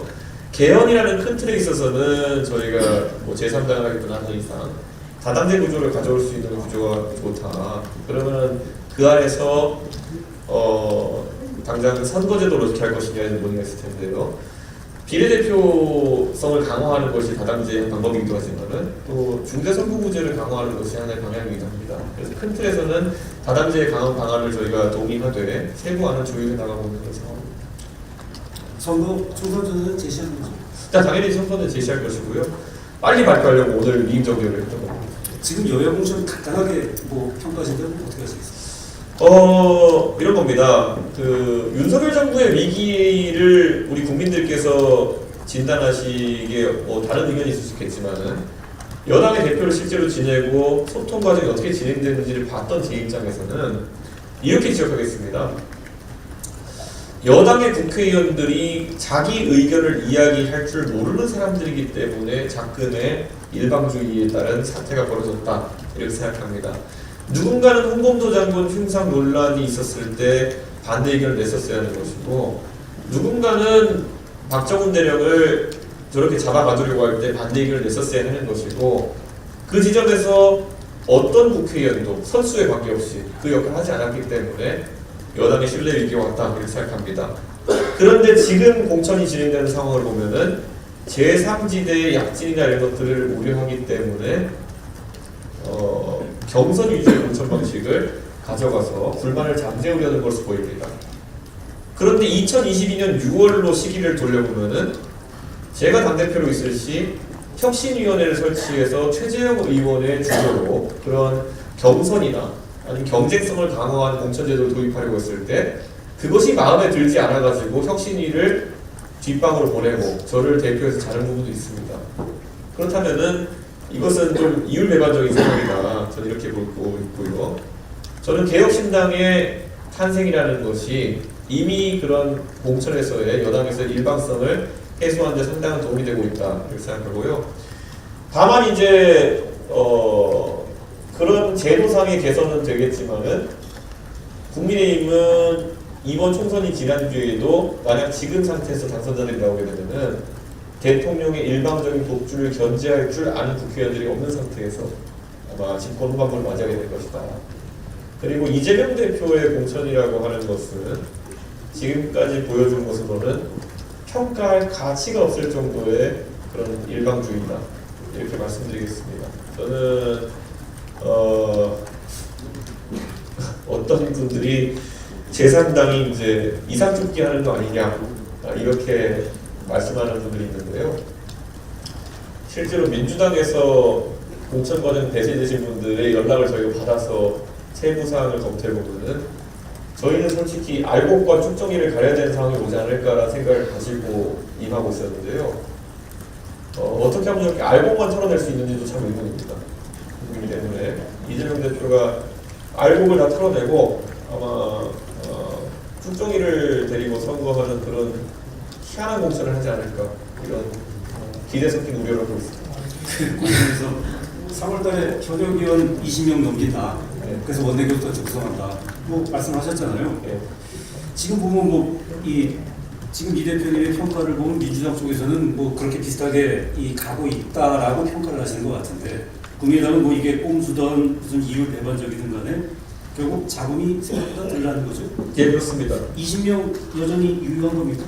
저는 국민의힘 쪽에서 이제 사실 대구 지역의 어제 공천 결과 발표된 거 보면은 5개의 지역을 제외하고는 발표를 했더라고요. 근데 5개의 지역에 대해 가지고는 경선도 단수도 발표하지 않았기 때문에 이탈자가 나올 것이다. 저는 그런 생각을 하고 있고, 다만 제가 이제 아까 얘기했던 그 윤석열 통의 독주에 대해서 크게 지적하지 못했던 분들, 제가 비만고양이라고 한번 싸잡아서 비판한 적도 있는데 이런 분들 입장에서 어느 정도의 용기를 가지고 개혁신당에 참여할 수 있을지는 잘 모르겠습니다.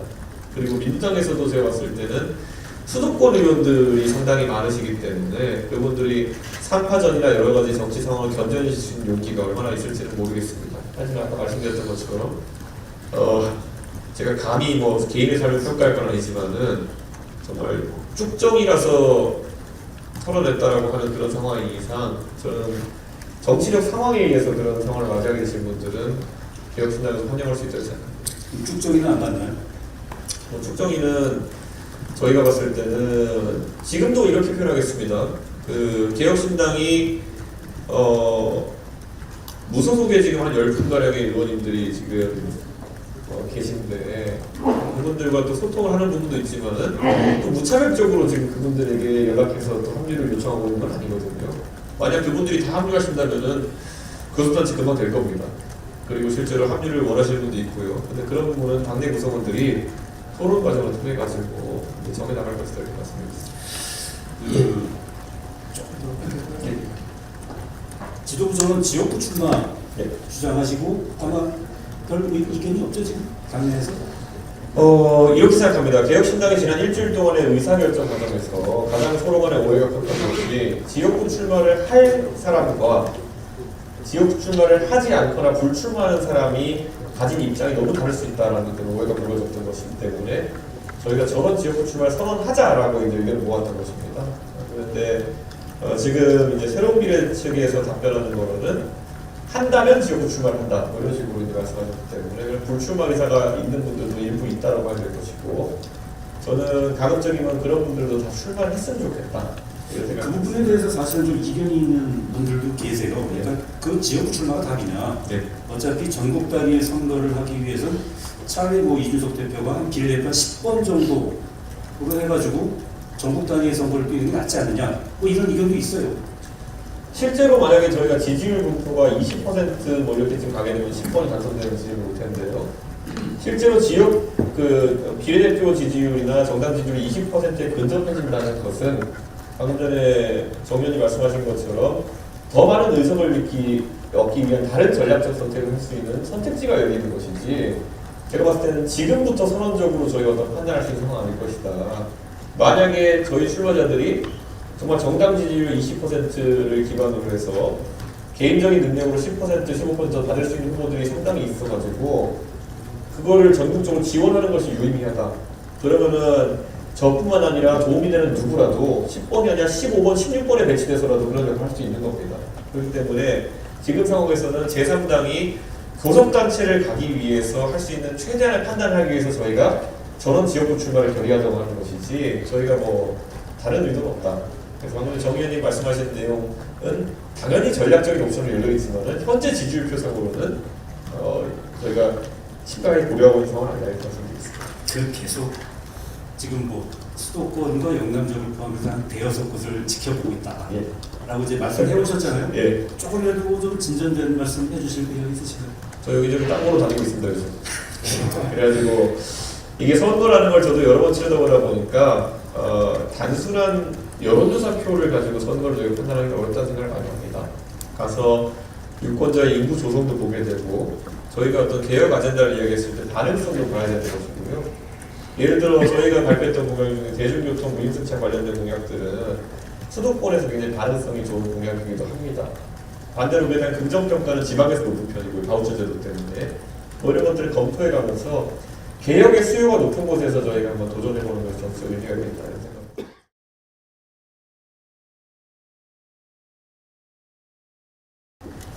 정화섭 의원과의 그 토론 과정 중에 많이 나온 얘기가 8년 전 2016년 그 당시 제3지대 여러분 뭐 우리 이준석 대표하고 특별한 인연으로 엮여 있는 당시 주인공 안철수 대표였습니다.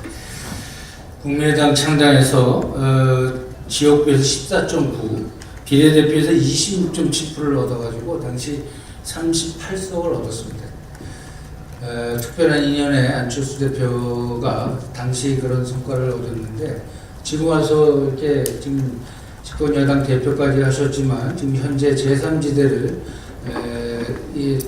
오셔가지고 새로운 활로를 모색해 아주 악조모드를 하고 계신데, 어떻게 생각하십니까? 그 안철수 대표 8년 전에 그 모습을 보면서 그 정도 내 성적을 낼 자신 있으십니까?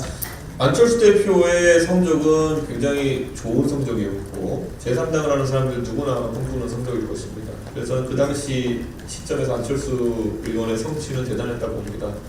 하지만 또 한계성도 노정되었던 것이 26%에 달하는 비례대표 지지율에도 불구하고, 그런 정당에 대한 지지에 불구하고 시간이 좀 부족했다는 이야기를 하시지만은 수도권 지역에서는 안철수 의원 본인과 김성식 의원 정도가 당선되었던 결과가 있었습니다. 그런데 그때 보면은 정말 약소한 차이로 패하신 문병호 전 의원이라든지 아주 아쉬운 결과가 있었는데, 이번에 개혁신당은 과거 국민의당이 가졌던 23석 정도 되는 그 호남에서의 의석수는 확보하기 어렵겠지만은 수도권에서 당시에 그 안철수 의원의 국민의당에 했던 성적보다 조금 더 나은 성적을 낸다면은 그 나름의 또 목표가 또 의미가 있을 것이다, 이런 생각을 하고 있고, 지금 개혁신당의 그 주요 지역구 출마 예정자들의 몇몇은 제가 봤을 때 그런 성과를 기대하기 충분하다고 생각합니다. 예, 그 목련이 핀 4월에 지금 말씀하신 결과가 어떻게 나오는지 한번 보겠습니다. 두 분 안철수 아니 이준석 안철수 이준석 두 분의 얽힌 얘기가 참 많습니다. 이제 전체적으로 한번 보면 제3지대에서 오래 활동하다가 한계를 느껴가지고 지난 대선에서 후보 단일화를 해가지고 지금 국힘의 의원에 가 있습니다. 그 거대 양당 체제에 그 진입한 거죠. 거꾸로 보면 우리 이준석 대표는 집권 여당의 당 대표까지 하고 자이든 타이든 어쨌든 현재 지금 제3지대에서 고생하고 계신데 어떻습니까? 지금 정치는 돌고 돈다 뭐 이런 말들이 새삼 떠오르는데 지금 현재 좀 춥습니까? 어떻습니까? 굉장히 춥습니다. 그리고 더 추워질 것도 각오하고 있습니다. 예, 사실 저는 결국 대한민국의 큰 지도자가 되기 위해서는 그리고 제가 갖고 있는 웅지를 펼치기 위해서는 많은 경험들이 필요할 것이라고 봅니다. 결국 큰 기업을 정말 큰 기업을 이루는 과정에 있어서는 어떤 그룹은 쌀사무에서 시작해서 어떤 그룹은 뭐 직물 공장으로 시작해서 지금의 대한민국을 대표하는 기업이 된 경우도 있고 또는 뭐 실리콘밸리 기업들은 창고에 시작한 경우도 있고요. 그리고 큰 집에서 시작해가지고 스스로를 본능과 도전의 위치로 몰아넣은 정치인들도 저희 많이 알고 있습니다. 당장 노무현 대통령께서 통일민주당이라는 집을 떠나가지고 다른 선택을 하겠다고 했을 때 그 생각에는 진정성과 순수함이 있었다 저는 생각하고 그것을 국민들께서 믿어주셨다 이런 생각을 합니다. 그래서 굉장히 춥겠지만은 굉장히 즐겁게 그 추위를 이겨나가겠습니다. 예, 나중에 결과를 보겠습니다. 아까 그 이준석 대표 말씀 중에 제가 아까 다시 한번 짚어보겠다고 한 단어가 있습니다. 혐오, 갈라치기, 그리고 낙인 찍기.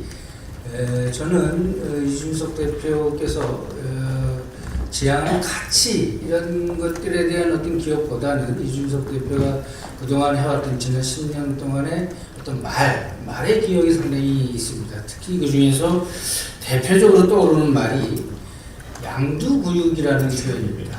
우리 윤핵관, 윤 대통령 이런 표현을 많이 쓰셨는데 최근에 대표 개혁신당 내 내용과 관련해서 아마도 이준석 대표를 지지하는 분들이 이질적인 당과의 어떤 결합 속에서 실망해서 탈당도 하고 또 여러 가지 비판을 하면서 그러면 이준석의 가치를 내세우고 결국은 하는 것은 구태라든지 이런 가치와 맞지 않는 행동을 하는 그런 양태를 두고 또 얼마 전에 우리 중앙일보 허진 기자가 칼럼에서 이준석의 양두구육이라는 칼럼도 쓰셨습니다. 다른 분들에게 굉장히 이런 낙인 찍기라든지 프레임working 굉장히 저는 잘 해오시고 굉장히 그 설득력이 있는 반응도 있었는데 정작 대표님에게 오는 이런 양두구육이라는 어떤 비난이라든지 비판이라든지 이런 것에 대해서는 어떻게 생각하십니까? 저는 정치인이라면 항상 비판을 감수해야 된다 이렇게 생각하고요. 어떤 비판받는 결정을 했을 때는 나중에 성과로 증명하는 것이 중요하다 이런 생각을 합니다. 저희 지지층이나 기존 개혁신당 당원들 중에 보면은 결국에는 이질적인 결합이 있어가지고 복합적인 고민이 있었던 것으로 보입니다.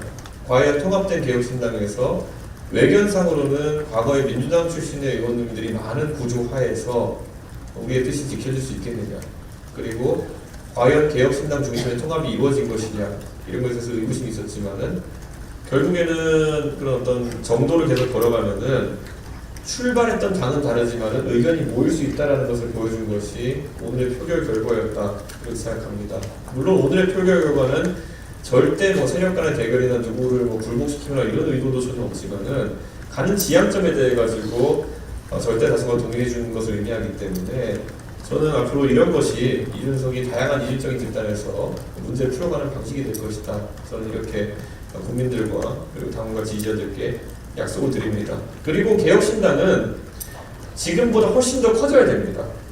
우리가 51%의 국민들의 지지를 받을 정도의 스펙트럼을 가질 때까지 우리의 것을 고유하게 지키면서 비빔밥 위에 더 많은 것이 올라오기 위해서 확장해 나갈 것입니다. 그 과정은 국민들이 관심 받을 것이고 그것을 풀어나가는 것에 제가 성공했을 때 저는 당당하게 더 큰 도전을 할 수 있을 것이다. 저는 그 정도 인식을 가지고 진중하게 정치인가를 봅니다.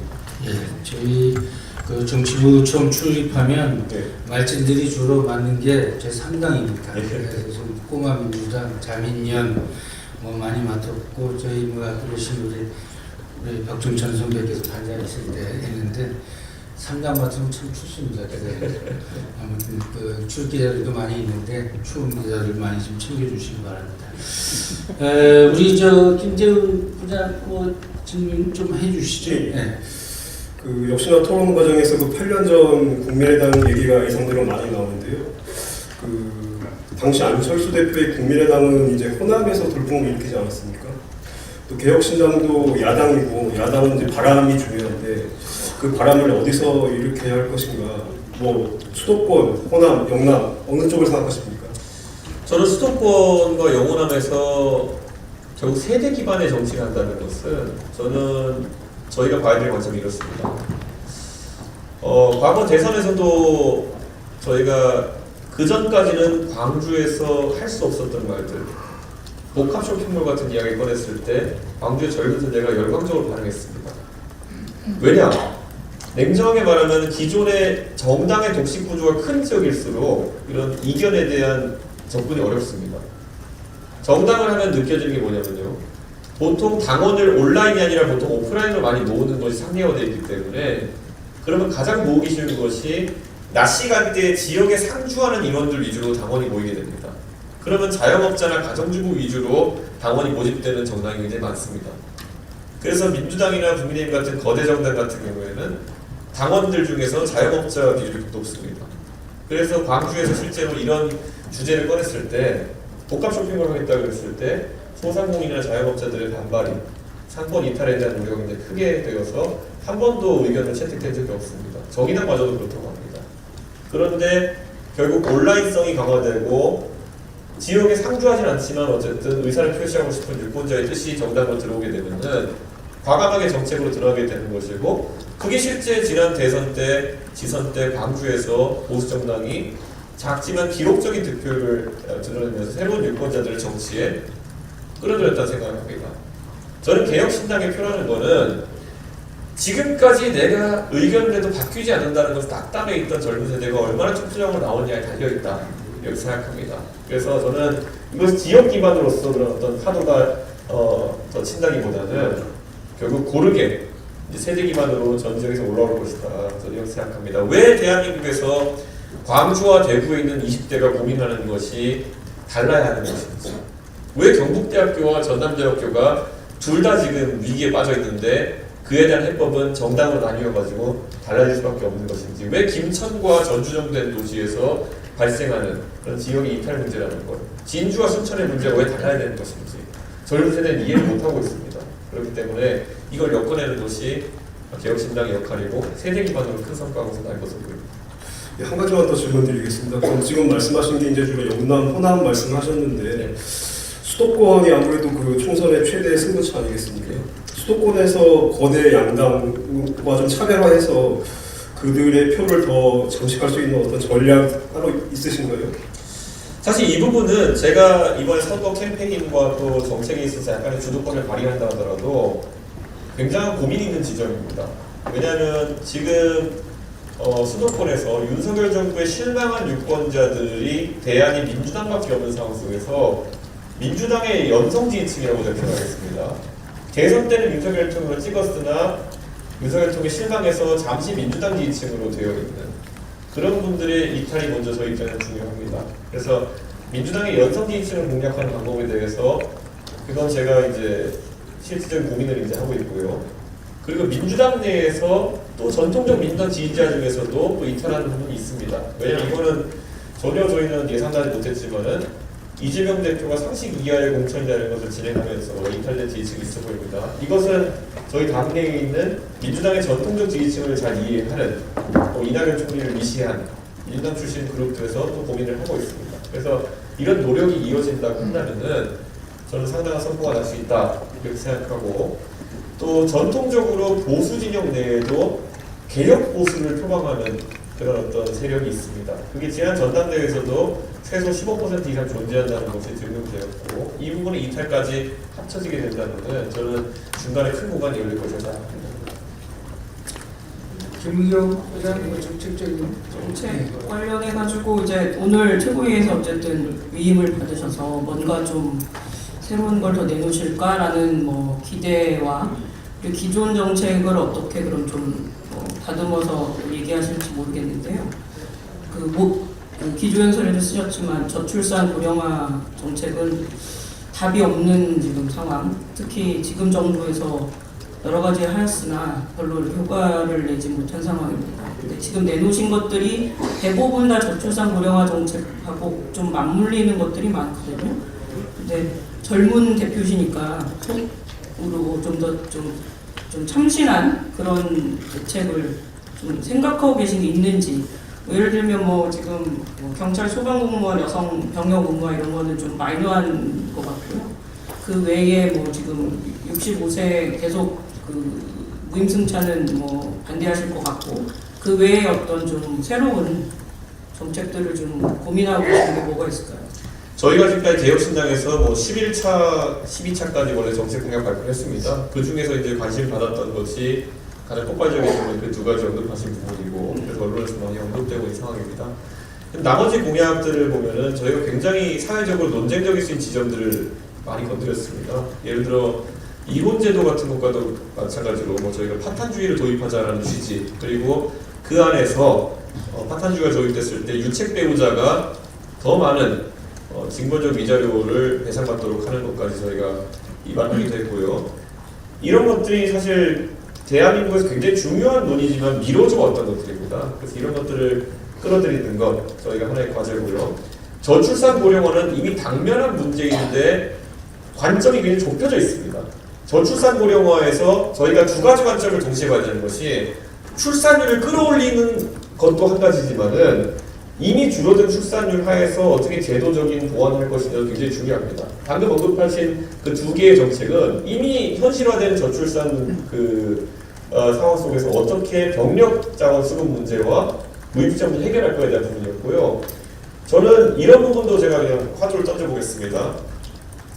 대한민국의 2000년생 남성이 지금 출생자가 33만 명입니다. 2000년생이면 벌써 25살입니다. 한국 나이로. 2003년생 여성 출생자가 22만 명입니다. 이렇게 차이가 벌어지는 이유는 같은 나이대에서는 자연 성비가 1대 100대 110 이 정도가 나오고 있지만은 문제는 2000년부터 2010년까지 급격한 감소가 이루어지면서 2000년생 남성과 2003년생 여성 사이에는 이 정도 차이가 있습니다. 이 통계를 제가 언급하는 이유는 군대 복무 때문에 대한민국에서 초혼 연령이 보통 2.9년 정도 차이 납니다. 그래서 2000년생 남성은 2003년생 여성과 결혼할 확률이 굉장히 높습니다. 근데 여기서 지금 성비 격차가 33만 명 대 22만 명입니다. 그렇다면은 150대 100의 성비를 지금 2000년생 남성은 경험해야 되는 것입니다.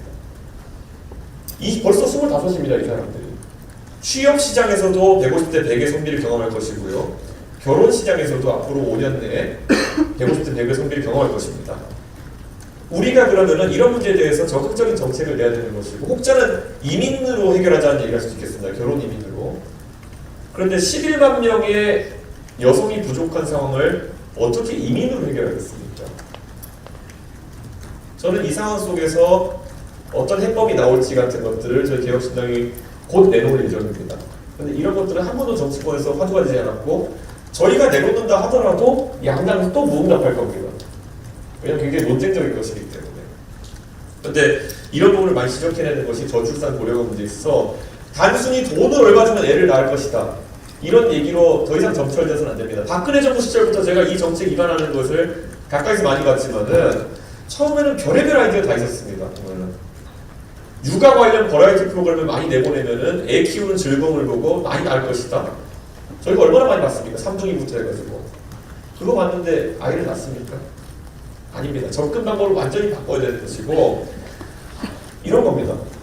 저는 여권 신장 같은 경우에도 보면은 여성들이 교육 수준이 높아지고 앞으로 사회에서 더 많은 활동을 해야 되는데 그 과정 중에서 사회 진출력이 늦어지는 것도 있고, 그리고 그에 따라서 여성이 나중에 커리어와 결혼 출산을 그 중에 선택해야 되는 상황을 만들지 않게 하는 것이 우리가 어떤 고민의 지점이 되어야 되는 것인데, 양당이 그 고민을 크게 하지 않습니다. 이렇게 단언코 말씀드리는 것이, 저희가 고민한 바로는 여성이 30대 중반이 돼가지고 출산과 육아와 커리어 중에 무엇을 선택해야 된다 그러면은 그건 너무 가혹한 겁니다. 그렇기 때문에 오히려 여성의 사회 진출력 어떻게 땡길 수 있느냐에 대해 고민해야 되는 것이고, 굉장히 급진적인 정책이 필요합니다. 저희가 아직 정책을 확정한 건 아니지만 어제 저희가 논의할 때 나왔던 것이, 사회 진출 연령을 당기려면은 초중고에 있어가지고 이미 일부 법제화되어 있지만은 과감한 월반 제도 같은 것이 필요할 수도 있는 겁니다.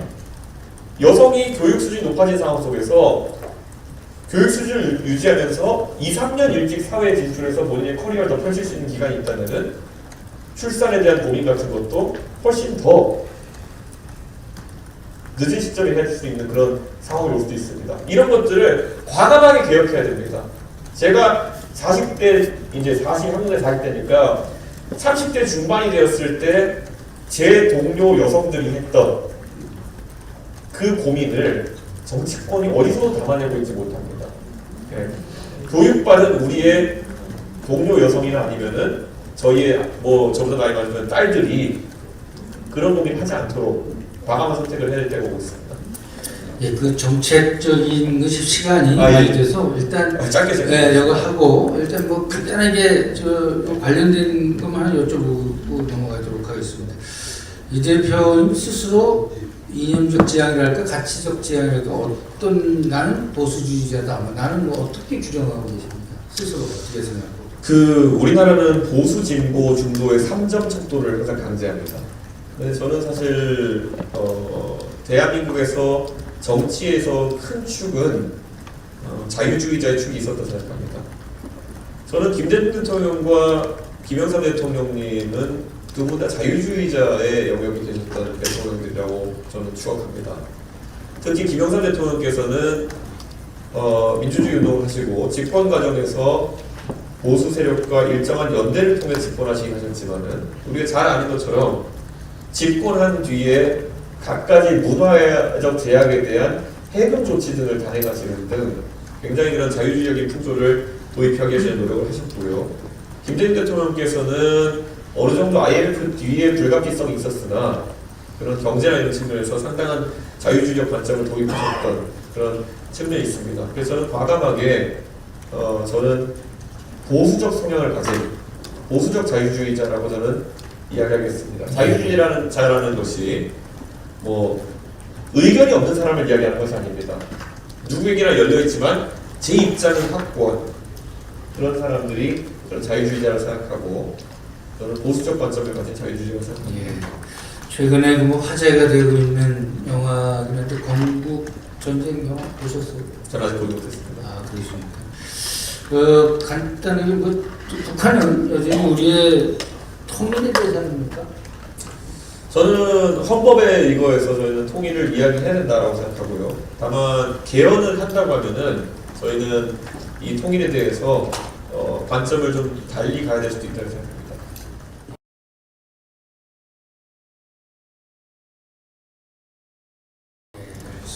정윤 씨는 아무래도 윤석열 대통령과의 관련된 질문 이 얘기를 안 해줄 수가 없죠. 저기 집권 여당, 야당, 보수 여당 대표로서 5년 만에 전공 교체를 이룩한 30대 대표셨는데, 전공 교체 성공한 지 석 달 만에 사상 초유의 당대표 당원권 정지 6개월 징계로 사실상 쫓겨나다시피 하셨어요. 그 당시에 윤석열 대통령에 대해서 서운한 감정이 굉장히 크셨죠. 서운한 감정보다는 왜 저러나 싶었습니다. 보통 저희가 정치를 한다고 했을 때 선거 과정이나 아니면 일을 하는 과정 중에서 많은 이견이 있을 수 있고, 그리고 오해가 축적될 수도 있지만은 저는 이기고 난리치는 사람은 처음 봤습니다.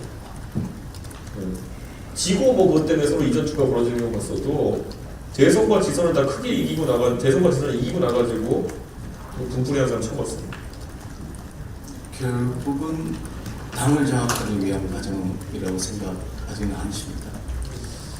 저는 뭐 그런 의도도 있었다 이렇게 보지만은 저는 대통령께서 차라리 당을 장악하려는 기도가 올바르게 있으셨다면은 지금보다 나았을 것이다 이렇게 생각하고, 지금까지 당을 장악하기 위해서 하신 행동이 이준석 쫓아내고 나경원 전당대회 못 나오게 하고 안철수 때리고 유승민 경기도지사 못 나오게 하고 이런 거라면은 글쎄요, 저는 그런 잘 짜여진 어떤 목표를 향해 나가셨다기보다는 감정적인 부분이 크셨다고 생각합니다. 그럼 이준석 대표님도 감정이 묻어나는 게 작년 10월 국민의힘 탈당 선언문에서 지금 정치 권력을 가진 분들은 10년 이상 앞으로 10년 이상 정치를 못하지만 나는 30년 뒤에도 평가를 받을 것이다 이 말씀하셨는데, 그런 포부는 여전히 갖고 계신지요? 저는 마크롱을 한 번도 만나본 적이 없습니다만은 마크롱이라는 사람의 고민을 보면은 본인이 30대 대통령이었기 때문에 본인이 하는 선택 하나하나를 본인이 나중에 살아가지고 그 결과표를 받아보게 될 것이라는 그 아주 무거운 책임감을 느끼고 있다는 생각을 항상 합니다. 연금개혁이라는 건 프랑스에서 이렇게 달려들 때 프랑스 분들의 성정을 잘 알지 않습니까? 저희가 또 혁명까지 했던 나라이기 때문에 굉장히 의사표현이 강렬한 분들인데 인기 떨어질 거라 생각 안 했겠습니까? 나중에 30년 뒤에 본인이 회고했을 때 후회 없는 선택을 하기 위함이라는 것을 저는 직감적으로 느꼈습니다. 마찬가지로 저도 지금 정치에 있어가지고 사실 가장 하기 쉬운 선택은 그런 현재 조류에 동참하는 것이겠죠. 아까도 얘기했지만 뭐 다른 사람들에 대한 지적을 제가 잘한다고 평가해 주셨는데, 제가 보수에 있었던 다른 주류 세력과 마찬가지로 누군가가 효시를 쏘는 방향으로, 자, 다 같이 가서 이재명을 죽여라 하는 방향으로 같이 가가지고 한 대 더 때리고 하는 거 제가 아마 잘했을 겁니다. 제가 아마 했으면은 거기서도 최고 수훈갑이었을 겁니다. 그런데 어느 순간 저는 의미를 느끼지 못했습니다. 지금의 빌런을 찾는 정치로는, 윤석열 대통령식 정치로는 이재명이 쓰러지면 또 다른 사람을 찾고, 이준석이 쓰러지니까 또 다른 사람을 찾아가지고 당내 권력을 장악하려고 하고, 급기야는 김기현 대표까지 자신이 만들어놓고 내치는 걸 보면서 이분은 적이 없으면은 뭔가 심심해하시는 분이구나 이런 생각이 들었거든요. 그래서 저는 더 이상 윤석열, 이재명과 싸우는 것보다는 저는 대한민국의 과제들과 싸우겠다는 뜻이었습니다. 알겠습니다. 아무래도 윤석열 대통령 얘기를 하니까 좀 많은 말씀을 하시는 것 같은데, 아까도 제가 말씀드린 대로 인간 사가 다 그렇듯이 정치도 돌고 돈다고 생각합니다. 이 질문이 성립할지 모르겠지만 윤석열 대통령하고 아주 큰 전투를 같이 치는 그 사실상 한 동기였습니다. 지금 와서 보면 윤 대통령 장점이 있다면 뭐가 있다고 생각하십니까? 저는 윤석열 대통령의 장점은 멘탈이라고 생각합니다. 그 대선 과정에서 처음 선거를 치러보는 분이라고는 믿기지 않을 정도로 중심을 잡으시는 능력이 뛰어났다 그렇게 생각합니다. 이것이 장점으로 표현되는 중심을 잡는 능력이고, 또 이게 혹시라도 또 단점으로 부각된다면 완고하다라는 그런 어떤 관점이 있을 텐데요. 저는 대통령이 그런 장점이 발휘했던 것이 검사 시절에 여러 가지 탄압이나 공격에 있어서도 국민검사로서 국민이 바랄 수상하셨던 모습이다 이렇게 생각하고, 대통령께서 그 강점을 키워나가셨으면 좀 더 나은 통치를 하지 않았을까 이런 생각하고, 지금은 그 강점이라고 생각했던 부분이 다소 일방주의로 나타나는 것이 아닌가 라는 아쉬움이 있습니다. 앞으로 뭐 나중에 또 장점을 얘기하실 그런 때가 올지 한번 보겠습니다. 우리 김미경 부장 좀 시간이 많이 지체가 돼서 좀 짧게 질문하시죠. 저는 아까 정책 얘기 중에 하나 더, 오늘 이제 최고위에서 의대 정원 준비된 개혁이 아닌 것 같다고 비판하셨습니다. 물론 이제 조만간에 또 정책 얘기 더 하신다고 하는데, 뭐 수가 구조라든지 뭐좀 어쨌든 지금 여론조사로는 그 정원 확대에 좀 긍정적으로 나오고 있거든요. 그러면 이 대표님 어떤 그 아이디어가 있으신가요? 저는 수가 조정에 대해서 항상 이야기했던 것이 지금 의사들 같은 경우에는 굉장히 기형적인 구조에서 일을 하고 있는 것이 맞습니다. 아까 제가 이제 최고위에서 말했던 것은 보통 수련이라고 합니다.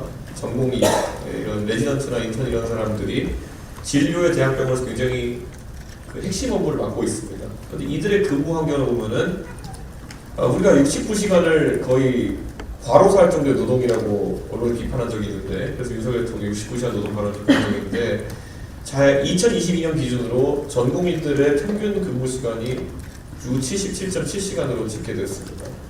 그렇다면은 이것은 왜 이렇게 되었느냐? 종합병원에서 우리가 소위 말하는 전임의라고 하는 사람들, 그런 사람들 확보하면 수억 원대의 비용을 지출해야 되기 때문에 전공의들로 사실 이 의료 분배를 외국에서 노력해왔던 것이고, 그러면 왜 전임의들을 충분히 확보하지 못하느냐? 그것은 우리나라의 가격 통제 정책이 존재하기 때문이다. 이렇게 제가 말씀드리겠습니다. 우리가 이재명 대표가 부산대병원에서 서울대병원으로 전원된 것에 대해 가지고 많은 분들이 비판을 하십니다. 저도 그 비판에 동참합니다. 이재명 대표의 처신은 정치 지도자로서 부적절했다 생각합니다. 따지고 보면은 어떤 병원과 어떤 병원 간의 의료 수가 자체는 지금 차이가 없습니다. 소위 말하는 잘하는 병원과 못하는 병원, 또는 서울의 병원과 지방의 병원 간의 가격 경쟁력의 차이도 없고, 그러다 보니까 결국 이것이 진실인지 아니면 대중의 그냥 인식인지는 모르겠지만은 같은 값이면 서울병원 가야지 라는 인식이 하다못해 이재명 대표에게도 팽배해 있는 겁니다. 저는 그렇다면은 수가 구조나 이런 것들을 제대로 개혁하지 않으면은 이런 일들이 반복될 수밖에 없다, 이런 생각을 하는 거고요. 또 지방의 의료가 갈수록 공동화되는 문제에 있어가지고는 공급의 측면에서 수가 문제를 한번 고민해야 된다, 이렇게 생각합니다. 왜냐?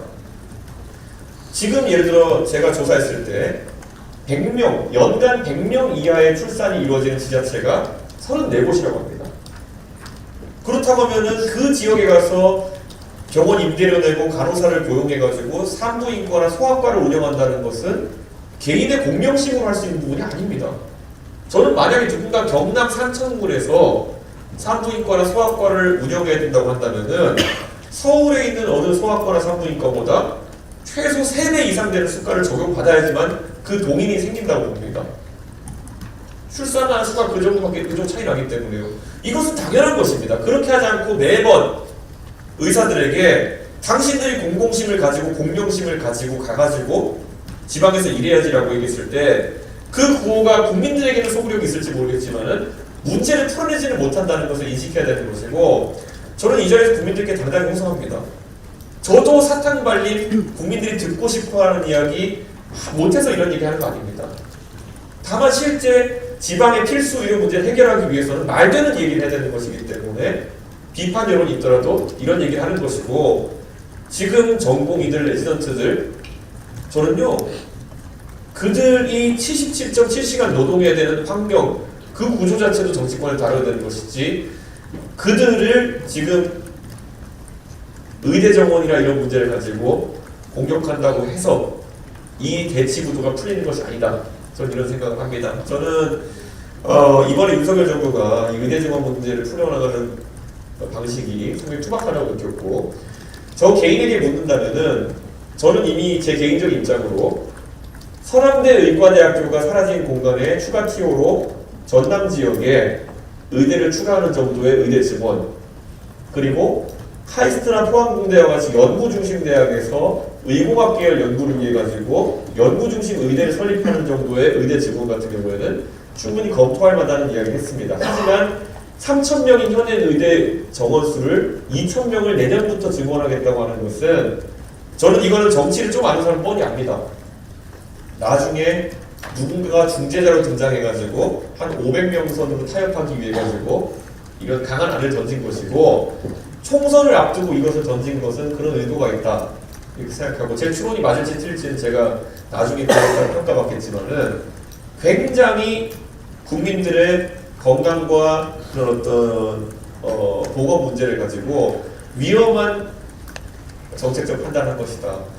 저는 이렇게 생각합니다. 간단히 하나 예. 추가 질문 드리겠습니다. 지금 재미있는 말씀하셨는데 병원별로 의료 수가 차등화, 예. 의료 민영화 찬성하십니까? 절대 아닙니다. 결국 의료 민영화라고 하는 그 수가라고 하는 것은 건강보험 재정에서 지급되는 것이기 때문에 저는 지역별로 차등을 두는 곳에 있어가지고 저희가 검토할 만하다. 저희가 최저임금 같은 경우에도 이건 저희가 뭐 아직 정책적으로 협의하지 않았습니다만은 최저임금 같은 경우에도 생활비 기준이 다른 상황 속에서 지역별로 차등을 하자는 이야기가 나오지 않았습니까?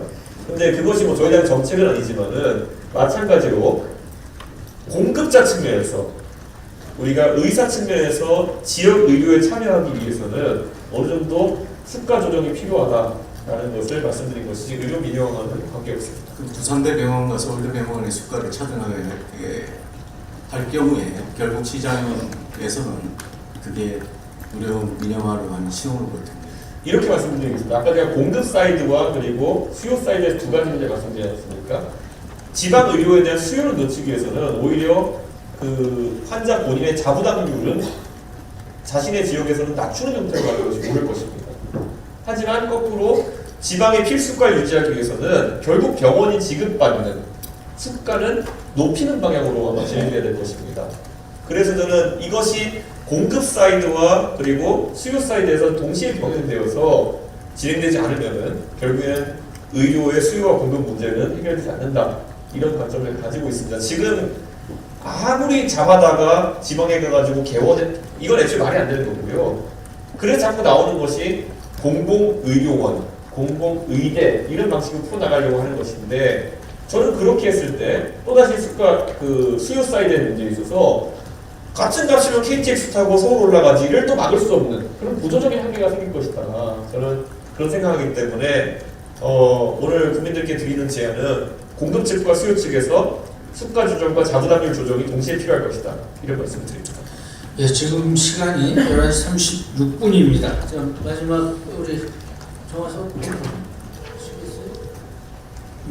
간단히 예. 좀 아픈 손가락일 것 같아요. 천하용인 중에 그 김용태, 예. 전 최고위원 있지 않습니까? 이분이 이 개혁신당은 결국은 이 거대 여야 양당과 거래를 하고 양쪽으로 총선이면 돌아갈 것이다. 그렇기 때문에 나는 안 갔다. 이게 이제 김용태 전 최고가 하신 말씀인데 지금까지 제3당 이 역사를 보면 그런 경우가 뭐 거의 대부분이었어요. 사실 이제 뭐 총선 끝나고 다시 이제 해체되면서 그렇게 뿔뿔이 흩어지고 아까 51% 얘기하고 수평정당이라는 말씀을 하셨는데 가능할까요? 제가 보기에 이렇게 돌아갈 확률이 더 많지 않나? 당연히 돌아갈 확률이 역사적으로 거의 100%였지 않습니까? 그렇기 때문에 도전을 하는 것이고 이번에 대만에서도 이번 선거를 보면서 많은 사람들이 비슷한 관점을 가지고 봤을 겁니다. 대만 같은 경우에는 그 민중당이라는 당이 의석수는 8석 정도를 얻었지만은 결국 캐스팅 보트 역할을 맡게 되었습니다. 대만의 입법부 구조 속에서. 저는 지난 2016년에 국민의당의 성과는 캐스팅 보트 역할을 하면서 국민들에게 존재감을 부각시키기 충분했다 이렇게 봅니다. 실제로 유치원 3법 입국 과정이라든지 몇 군데에서는 그 역할을 하기도 했고요. 하지만은 그것을 더 키우지 못한 것은 국민의당의 한계점이었습니다. 저는 이번에 개혁신당이 캐스팅 보트의 지점의 역할을 확보한다고 한다면은 저는 충분히 해볼 수 있다. 저는 이렇게 생각하고 굳이 말씀드리자면은 케니 대통령이 이런 말을 했죠. 달에 가고자 하는 것이 쉬워서 하는 게 아니라 어려워서 도전하는 것이다. 저는 마찬가지로 쉬워서 도전한다기보다는 어렵기 때문에 도전하는 것이고 저는 이 선거가 있다 그러면은 달에 가는 것 이상의 정치의 대격변이 일어날 것이다 이렇게 봅니다. 그렇다면 총선 이후에 뿔뿔이 흩어지는 상황이 오더라도 이 대표님이 나는 개혁신당의 마지막 탈당제가 되겠다. 뭐 이 정도 약속을 하실 수 있으신가요? 이렇게 제가 반동당적으로 얘기하면은 만약에 뿔뿔이 흩어진다 하더라도요 보통은 수기는 잘 안 받아주더라고요. 그게 수계가 되어서 끝까지 제가 활동하겠습니다. 예, 시간이 됐습니다. 우리 저 선배님들 중에서 그 플로어에서 질문이 오셨는데 개혁신당의 경제 정책의 정체성은 무엇입니까? 이런 질문을 우리 하준호 선생님께서 했습니다. 예. 저는 우리가 이제 어느 정도의 방향성을 띠고 경제 정책을 가져가느냐의 문제인데, 제가 오늘 이제 저희가 이 전결위임 합의를 했기 때문에 아직 정책위의장들과 확고한 논의를 하지 않았지만은, 저는 이미 경제 정책의 대한민국의 주류적인 시각은 결국 따뜻한 보수의 기조가 될 것이다 라는 생각을 합니다. 지난 12년 정도의 기조를 보면요, 대한민국은 이것이 필연이었다고 생각합니다. 복지 확대의 기조에 있었다 생각합니다. 그런데 복지 확대의 기조라고 하는 것이 이제 서서히 과잉 복지에 대한 우려가 이제 나오기 시작한 시점이라고 봅니다. 그래서 저는 문재인 대통령께서 문재인 케어 같은 복지 정책 발표하실 때 저는 다소 저것은 과잉 복지에 해당하는 것이 아닌가라는 우려가 있었고, 그것을 비판해 왔습니다. 그래서 이제는 유승민 의원도 언급한 바 있지만 중부담 중복지 정도의 어떤 지점을 설정하는 과정에 우리가 있다 이렇게 생각합니다. 그래서 저는 이제 복지 조정기에 이제 들어왔다 이런 생각을 하고, 마침 윤석열 대통령께서 집권하신 이후에 60조 의 세수 결손으로 인해 가지고 복지 축소나 재구조화가 필요한 시점이라고 생각합니다.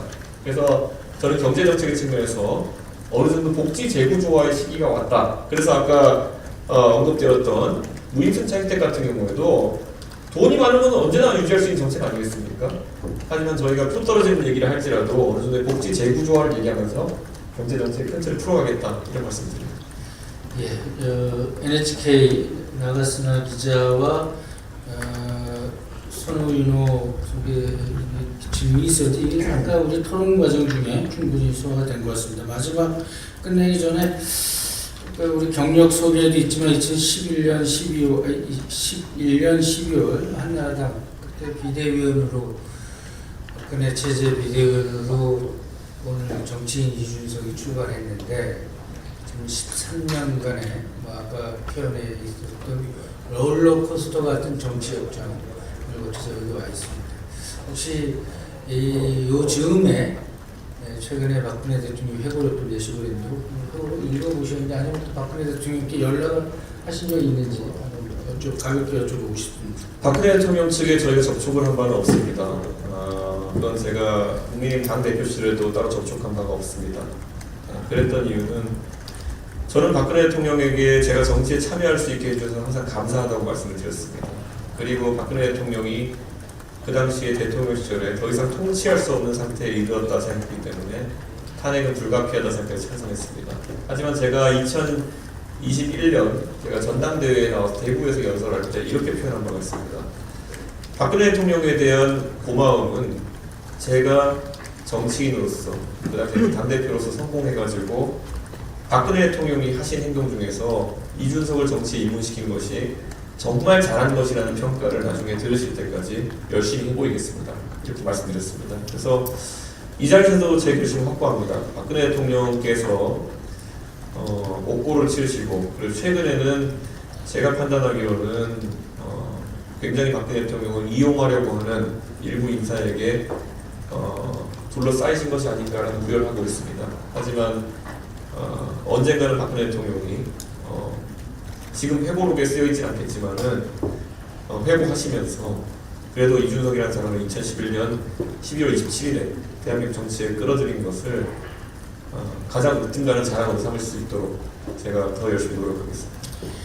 네, 원래 토론을 마무리하면서 마무리 발언을 하실 기회가 있는데 네. 어디 추가로 하실 수 기회를 주시면 하시겠습니까? 박근혜 대통령 소회를 추가로 하실 말씀 있으면 해주시죠.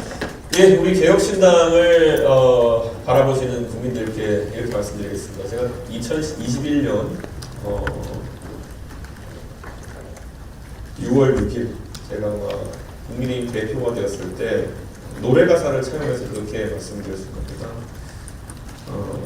이걸 지켜보는 불안한 눈빛에 대해 말씀드렸고, 전쟁 같은 그런 어떤 기간이 될 것이다 이렇게 말씀드린 바가 있습니다. 그때 저는 자신이 있었습니다. 대선을 이기고 지방선거를 이기는 그런 대표가 될 자신이 있었고 그걸 이뤄냈습니다. 그래서 이 자리에서 한 번 더 국민들께 믿어달라고 한번 호소하고 싶습니다. 지금까지 저의 3년간의 롤러코스터를 보면서 걱정과 기대와 때로는 실망을 다 겪으셨을 거로 알고 있습니다.